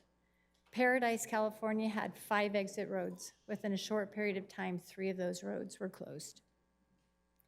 We all know what happened in Paradise. People burned in their cars, people burned in their homes, they were unable to get out. The paramedics and the fire were unable to reach them. Lahaina had 2 roads. They had the bypass road and they had Highway 30. The bypass road ended up closing due to fire. Once the fire reached Highway 30, it took 60 minutes to burn the entire town, from the freeway, Highway 30, to the ocean. I know we're not making a decision. I know SALT has a lot of money invested in this, but would anybody want that on their conscience, to have this community burned in their cars, their children stuck in schools without their parents? We need to really think about this. This isn't the right fit. I'm sure it's a beautiful building, and I'm still unclear. Is it low income? Is it high because they're going to have, people working from home with their Teslas and this and that and the other, and all these amenities, bowling alleys and bars and gyms. And so what is it? What are they building? I'm not even sure they know. I'm asking you, and I'm begging you, please don't allow such a building. If they want to build homes, they're going to build 6 homes, so they say. Why don't they just continue to build more? That's what it's zoned for. And again, please don't rezone. Thank you for your time. Thank you. Welcome. Hello, my name is Brandon. I oppose this project as an environmentalist. This salt development, what they're presenting with the name Hills Preserve, is what is considered greenwashing. I don't know if anyone's familiar with that term, where they present something as environmentally friendly or conscious, whatever it is, when in reality it's the exact opposite, which is exactly what this proposal is. They present this idea that because they won't be developing 100% of this property, and because they won't be developing 100% of this property, that they are preserving it from some kind of future development. But in reality, this land does not need to be developed, period. It can be left as is. I don't know if anyone is familiar with our local ecology and how threatened it is. This canyon is full of native wildlife. There are dozens, actually over 100 recorded oak trees on this property, and in the environmental impact report, it will require the removal of at least 70 of these trees. These oak trees can live for hundreds of years and are ecological cornerstones. They are required to replace these oak trees, but it is not, it doesn't work like that. You can't just cut these trees down and have no impact. And that's not even counting the dozens of other species that are present on this property. If you walk this property itself, it's not all invasive weeds like we see in other parts of Anaheim Hills, like the mustard grass. There are plenty of species to be protected. This project threatens one of the few safe havens the city of Anaheim has left for wildlife. It is a part of a wildlife corridor. If we look on this map behind us, it essentially connects to most other open properties. So yeah, salt development, they are in it for the money. They are not in any way preserving this land. So I hope that you all consider not allowing this to happen. It's very plain and everyone here sees it. Thank you. Thank you, Brandon.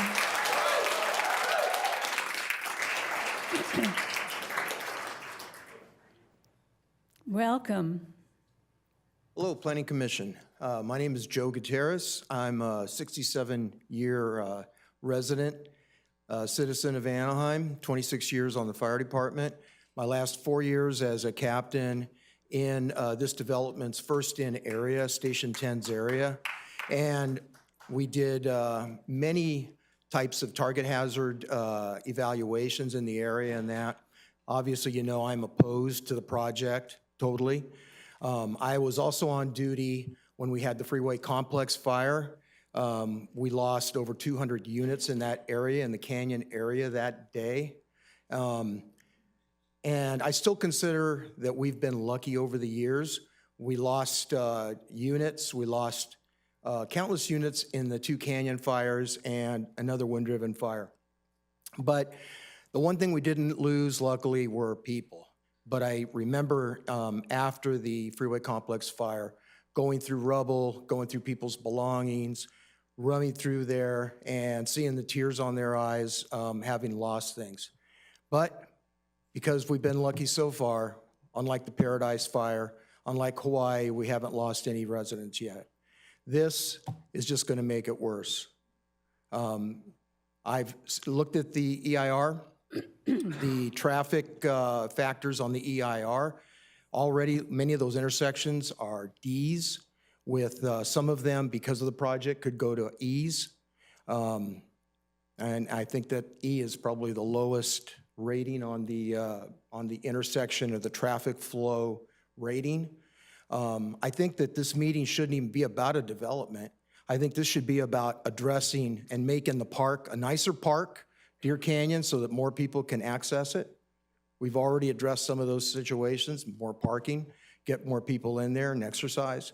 And also the traffic situation in the canyon and how terrible it is. And I would be much more for the original general use plan of 1980s, before East Hills was developed. It was a thorough environmental impact report. It was done. It said how much residential housing could be built, and I would be all for that, because congestion, everything, traffic congestion and people is just, we have a lot more than we ever expected to have back in 1985. It's double. And we never expected to have Serrano be an alternate route, or Santa Ana Canyon be alternate routes for people trying to get from work back into the IE. Thank you very much. You're welcome. Thank you. Welcome. Hello. Good evening, fellow commissioners on the dais, residents and members in the audience, and developers. My name is Andrew Campuzano. I am a proud District 2 resident, former youth commissioner, community activist, and incoming freshman at UCLA. I want to start off by thanking and applauding all the residents that are here tonight. I'm here to share some concerns and shed a little light on the proposed commercial development proposed by SALT. Although this project will spark work for approximately 2 years, I would be remiss not to mention the severe impact that this project poses. As an environmentalist and activist, I urge you all to vote no on this proposal. This project poses many risks to residents. SALT needs to go back to Utah. Our residents have spoken and told stories that couldn't have been easy to tell. There are so many downsides to this proposal. By adding a commercial space to a deer canyon, we then also risk the canyon itself, the countless wildlife that would have their biological homes torn apart, carved into, decimated, the indigenous trees, including groves of sycamore, oak, and eucalyptus that are in danger. Our streets and surrounding forests would be infested with litter and trashed by apartment and commercial space goers. Ultimately, a higher density population in the middle of Deer Canyon, which is full of dry bush, would drastically increase the likelihood of a fire. Let's review the traffic patterns and prioritize the concerns of our residents. I strongly believe every home and family should have a safe evacuation route in the case of a fire. However, our residents shouldn't even be in that situation in the first place. My task as a youth commissioner was to address the needs of youth in Anaheim. This proposal would threaten hiking and bike trails, so many things that are critical and crucial for future generations to come. Look, one of the reasons I love Anaheim so much is its diverse landscapes and different districts that make it feel like you're entering different cities. I've always admired the hills. Coming from District 2, it really does feel as if you were in a different city. This project will permanently change the character of neighborhoods in the surrounding project site. I don't want to see the day of my place, I don't want to see one of the places where I go to clear my head turn into a party palace. Let's save Deer Canyon for future generations to enjoy.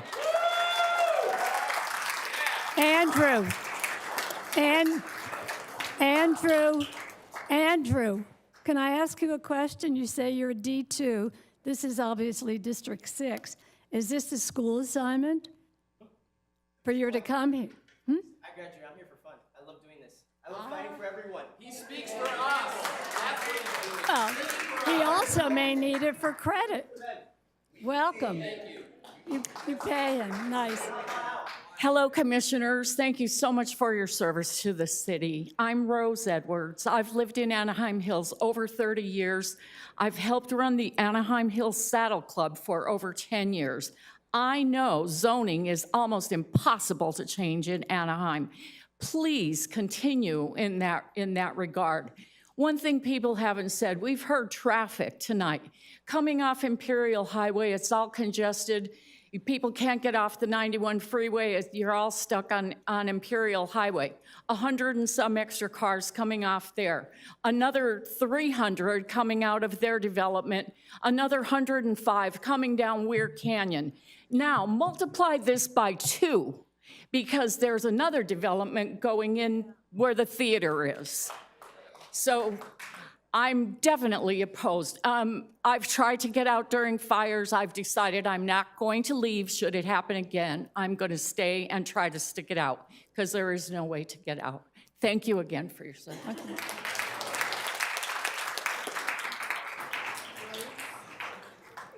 Okay, come on up. Come on up.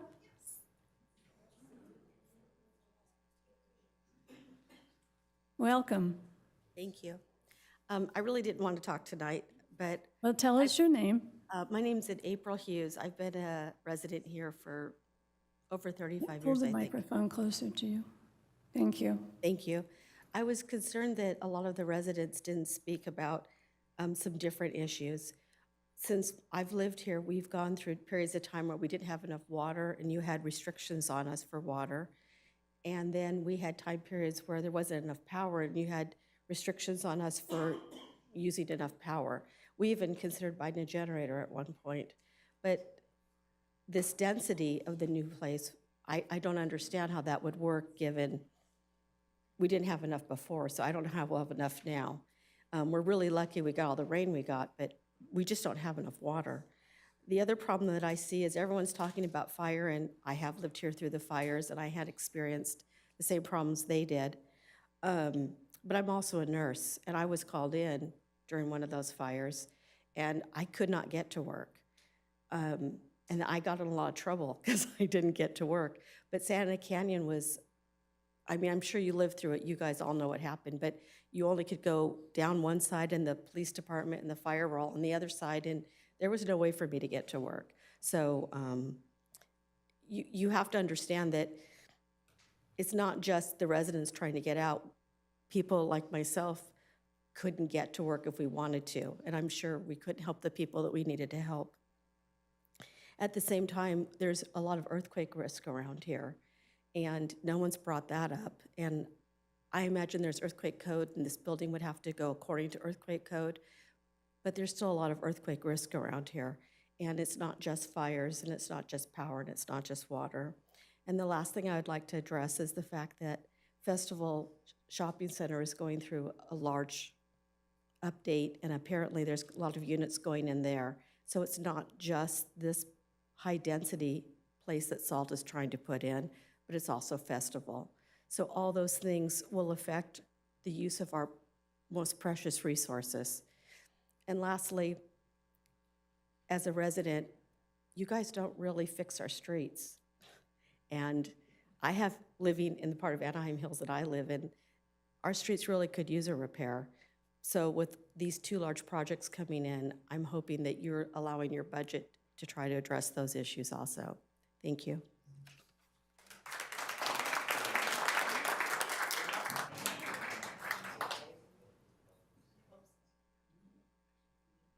We have 50 more people to speak, so there's no reason why there's not 10 people in line. Come on. Please, I don't care if your name's on the board or not. If you put a card in, come on up. Welcome. Hi, Mark Herbert. I edit the website anaheimgrease.com, where I note the council meetings, which you might like to follow. They touch on this occasionally. I'm undecided on this project, and I'd like some more information. I realize the EIR is 1,000 pages, and the sixth draft, the May draft of the housing element is 400 pages, which touches on that. I trust the Planning Commission will do a deeper reading than they did on the 17,000-page EIR during Disney Forward. In that spirit, I have 60 pages of notes on the housing element. If you'd like to do more than outreach to us, but engage with the public, and I have a couple friends who have read the EIR, if you'd like to engage, we could share ideas, share information. One question that I have is, why is Tom Daly the ex-mayor for this project? He's recently signed on as a consultant for Salt River. He's a well-respected mayor in this city. I find that interesting. Two, this is a very complex development, and this has been a long meeting. I wish that this meeting, like the city council meetings, can be found on the city's website so we can look back on it and give a closer listening to the points raised tonight. Traditionally, the Planning Commission does not do that. Well, we'll do you one better. Excuse me, you're getting into my 3 minutes. Oh, good. Excuse me. All right. May you give me a couple extra? Yes, cut that 5 extra Excuse me. seconds. Are we engaging or is this outreach? Please continue. I've lost my train of thought. Thank you. You were asking Okay, about I Tom have a Daly. minute. Excuse me. Go ahead. I prefer to gather my own thoughts. I suggest you go to council meeting on June 13th, 2023, where the fire chief was discussing the need for fire station number 12, which has been designed and budgeted, but it's been put on hold due to the Artie Marino and the Angels. He specifically said that station was needed to address, let me get this correct, 2 specific areas, the resort and the canyon area, because they're vulnerable to response times, availability of effective fire force units, and the probability of a large event. There's been 3 large fires in the canyon, 1948 and 1967 and 1982. They average about every 25 years. Thank you. Mark, I wanted to tell you that we are now broadcasting planning commissions on Channel 3. So if you want to catch I up. realize you're broadcasting them. They have not been repeated and available afterwards.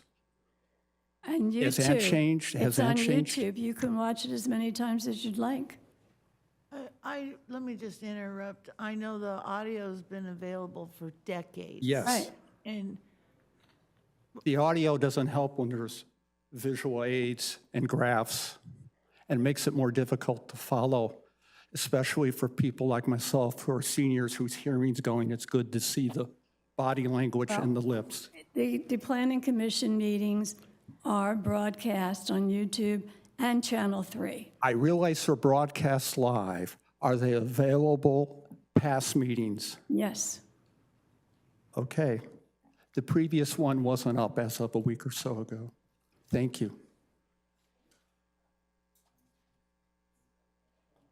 Welcome. Hi there. My name is Shauna Apasich. I'm sorry.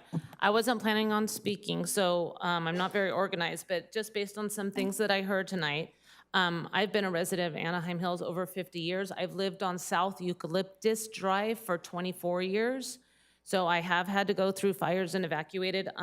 Some of the things that I've heard tonight, I agree with. The evacuation is almost impossible. So I believe the SALT applicant mentioned something about speaking to people and people agreeing with it. I know my backyard goes directly into where their projected project is. I've accessed Deer Canyon for 24 years. I've accessed it by foot, I've accessed it by bicycle, and I've accessed it by horseback without any problems. So as far as they're improving to be able to access the park, that doesn't exist. Also speaking about people that live in our area that have agreed with him or are supporting the project, like I said, my street, my immediate neighbors, I can almost guarantee you do not support this project, so I don't know who he spoke to. Yeah, I don't know who he spoke to or where he ran into these people, but I'm directly impacted by this project. My street is one way in, one way out. They plan on putting a light, an intersection that's gonna back up past the front of my street where it's already hard to get in and out with traffic because of the overflow from the freeway. But we have one way in, one way out. That's it. If there's an emergency, we have no other way to get out than accessing Santa Ana Canyon Road. And if there's an impact on Santa Ana Canyon Road any more than there is, I can't even get out of my street, let alone get onto Santa Ana Canyon Road to evacuate. So the intersection being a help is a complete opposite. There may even be a consideration of traffic danger as far as exiting our street and traffic accidents from the traffic that's gonna be backed up from people trying to exit Eucalyptus to get onto Santa Canyon Road with that impact from the traffic light. So I don't see any benefit to the traffic light as far as regulating traffic. Let me see if I had any other notes written down here. I think, oh, and also the mention of the gate locked to the access to the park. From what I understood him explaining was that the property leading up to that gate was private. So how is their development going to unlock that gate? It's obviously there's private property before that gate. The gate's locked now. SALT doesn't plan on maintaining that park. How are they going to get access or the ability to unlock that gate to make the access any different than it already is? So anyways, I hope you all take all of the residents into consideration and realize that safety is number one. Safety is the issue that everyone needs to consider in this project. Thank you. Thank you.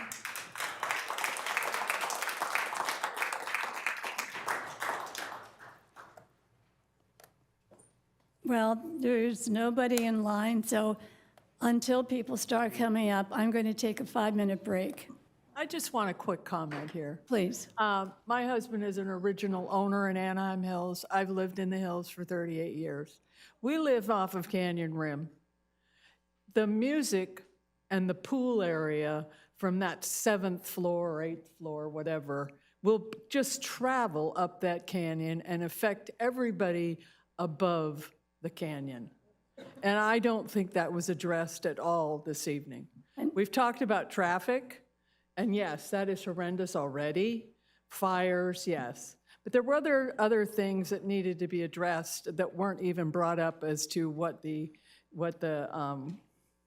ER or DA or whatever contributed to. What is your name, ma'am? My name is Susan Boyd Wilson. Thank you. Thank you. Chair Crane.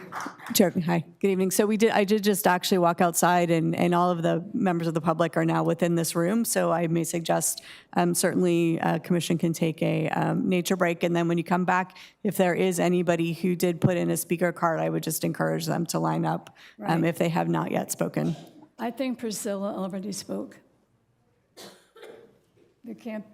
No, she's 55, but I think she's already spoken. Right, yes, and I'm not sure that the folks who are listed are still here, and many have spoken. So I would just, once we get back from, if you are, certainly take a nature break, and then once we come back, I would just ask folks to line up, because we're out of order on the speaker cards, and again, most people have left. Could I say something?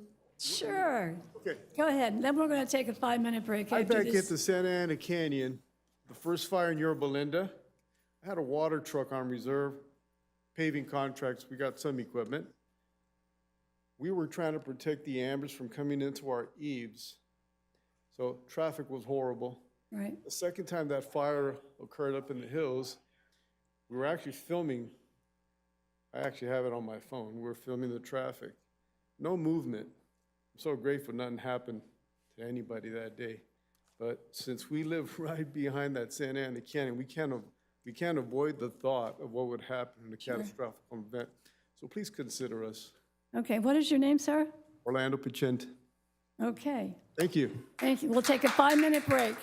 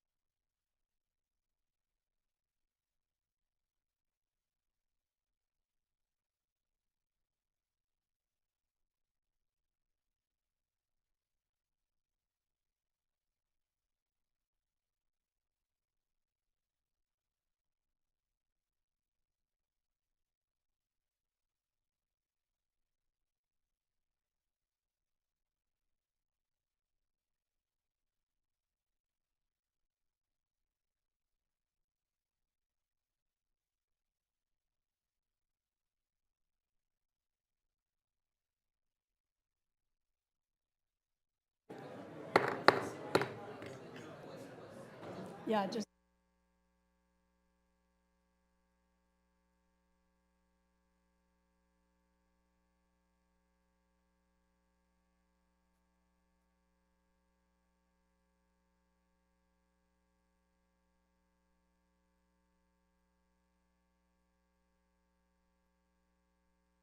I'm going to call this meeting back to order.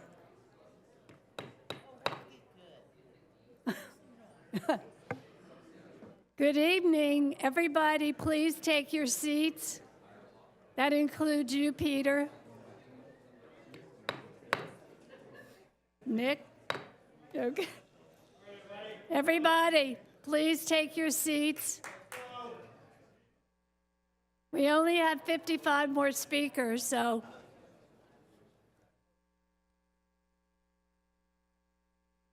Yes, anybody who would like to speak, the cards, forget the cards. You already spoke, miss.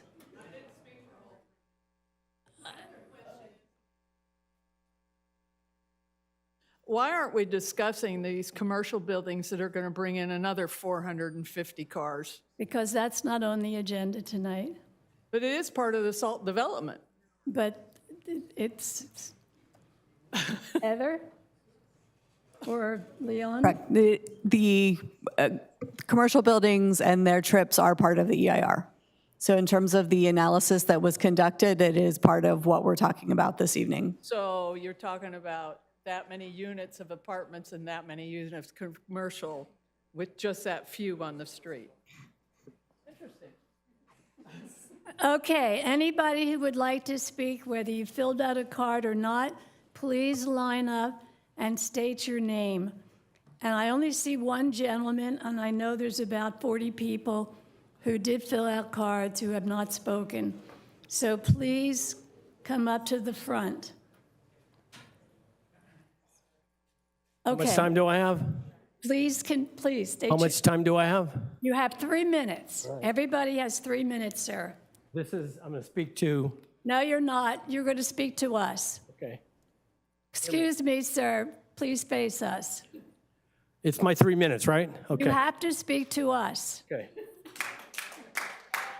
This is Bill Armstrong over here. Talk to him before you leave. Get his email, get on his email list. The only thing that's missing here is a Las Vegas casino. That's all we need. And then it's a done deal. I heard Harry Sidhu's name mentioned. I think anything with Harry Sidhu's name involved in it should be stricken from the record from the city of Anaheim forever. And any deals that he made should be retroactively canceled, and any going forward should be canceled. That being said, everyone's concerned about safety. I was making my own laundry list. You know, they talk about 500 places. You're talking about another 2,000, 3,000 cars, realistically. 2,000, 3,000 people, realistically. Anaheim Hills is a bedroom community. It needs to stay that way. Everyone loves it that way. We had one funky restaurant that finally went away. I think a lot of the community was happy to see that go. Unfortunate the owner passed away, but we're glad that place is gone. As far as the people that spoke here, everyone that first spoke, they have money in the game. They have skin in the game. Everyone else here, it's just their life. It's our lives. That place it's a nature preserve. It should be kept as a nature preserve, part of the master plan community. That should never, ever, ever, ever, ever, ever be considered to be changed, okay? You're a young man, okay? That's being preserved for your kids, okay? Think about that. It's being preserved for your kids. And they want to bring in 3,000 more people. Just the impact of all the people. In those pictures they showed, they left out all the people, they left out all the cars, they left out all the trash. It's just a Trojan horse. You let one in, then there's, just like people before me said, there's gonna be more and more and more. The place is in disrepair. Whose fault is it? It's in disrepair. Who owns it? Okay? It should be, if it's in disrepair, it should be mitigated. Is it being left into disrepair, just like the place that was up on the corner of Serrano and Knoll Ranch, so they could try to have it rezoned to build high-density senior living? It was being, that's why it was being left in disrepair, so the city would go in and condemn it, just like they're trying to do here. Trying to have it condemned, in a sense, so that they can take it over and turn it into a Las Vegas sir. resort. Your time is up. Thank you. Okay, anybody else? Excuse me, Chair. I'm sorry, if we could have the speaker's last name so we can try to keep track. Yes, sir. What was your name? We missed it. What was your name, sir? We missed it. Thank you.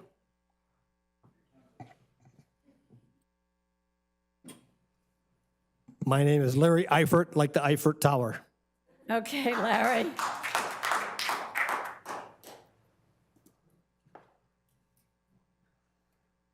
Okay, are you coming up to speak, sir? Oh, no, sorry. Well, you could. You were halfway there. So Chair Kring, I would suggest either we can go through one last call of all the names or just request folks in the audience to come and line up, because again, this is, those in attendance are now in the room, so you can easily Yeah. line up. Actually, could you put the names up again? Because some of the people I recognize. Okay. What is your My name is Yolanda Garcia Eifert, a resident of Anaheim Hills. And like many, or I'd say the majority of residents here, I'm almost pissed off that I have to be here to address a parcel that was acquired that was approved for, say, 16 single-family residents, and now want to come here and say, we're going to put a 500-unit apartment. I think there's a lot of land in the city of Anaheim that if they would look for commercial real estate that's already developed and they can redevelop it, you're not impacting natural wildlife, something that most of us have worked our life to come and live in the city of Anaheim to enjoy the nature. And Santa Ana Canyon Road, I work in Yorba Linda, have to come down Imperial Highway. It is a traffic jam right under the 91 freeway where people start using it as a corridor just to make a left to go onto East Hills. It's bumper to bumper. People aren't obeying the stoplights anymore. People getting off the freeway are plugging up the street. If you just want to go straight up Imperial Highway, I just choose to go up to Lakeview Avenue further to get to my home. And that's currently. So right now, Santa Ana Canyon Road can be a parking lot for people going to work and coming home. When the fires happen, we have friends that live where the fires were. They couldn't even get to our house because we offered our home to come and spend the night. So that is an existing situation right now. And to me, it just upsets me because I don't know how many people here that says, hey, I'll buy a piece of land. I don't know the value they paid, but now they can improve it. But first it's got to be rezoned. But you are the ones that are responsible to have it rezoned. And I'm really opposed to that what is it called, bait and switch. Good night.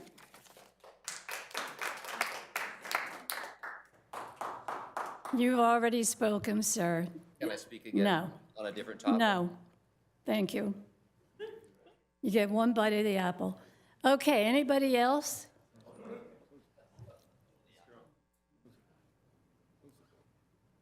Okay, it's not seeing anybody else. I'm going to close the public portion of this meeting. So thank you to everybody who came out tonight and spoke, told us about your concerns, and make sure you drive carefully.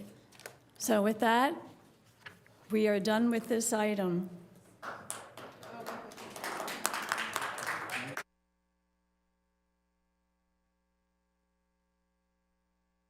Happen here. Any commissioners have any updates?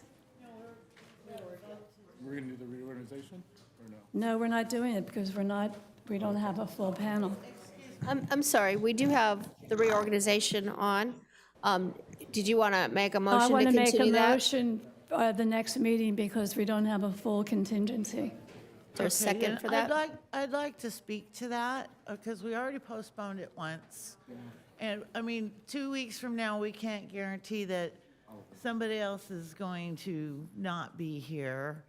And, you know, doing it this way could put it off indefinitely. And I'd rather, you know, call the vote, or call the motion.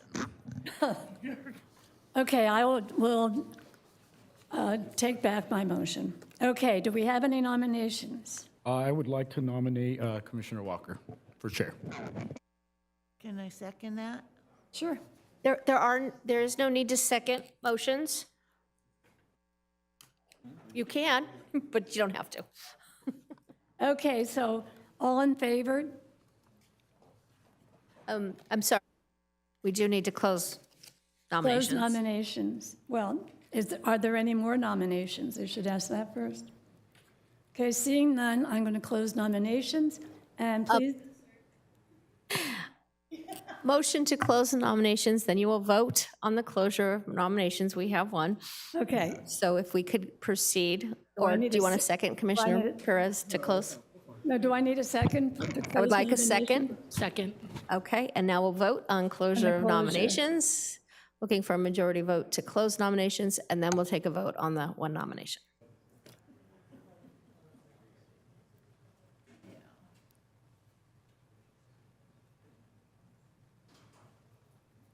Six yes vote, the motion carries. Thank you. Okay, and then we'll go back to the motion, the main motion. Which is to nominate Nominate Commissioner Walker Commissioner as Walker. the new chair.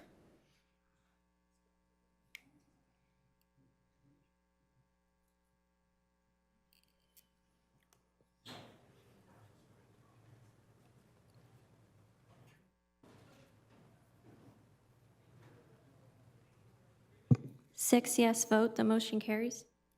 Okay, now what about a vice chair? Can we, I nominate Commissioner Kring as vice chair. oh, thank you. Are there any other nominations? I move we close the nominations for vice chair. Second. Second, we have a second, so now we'll vote on closing the nominations.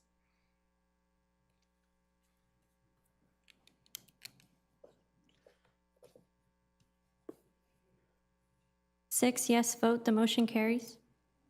Now we'll take the main motion for vice chair.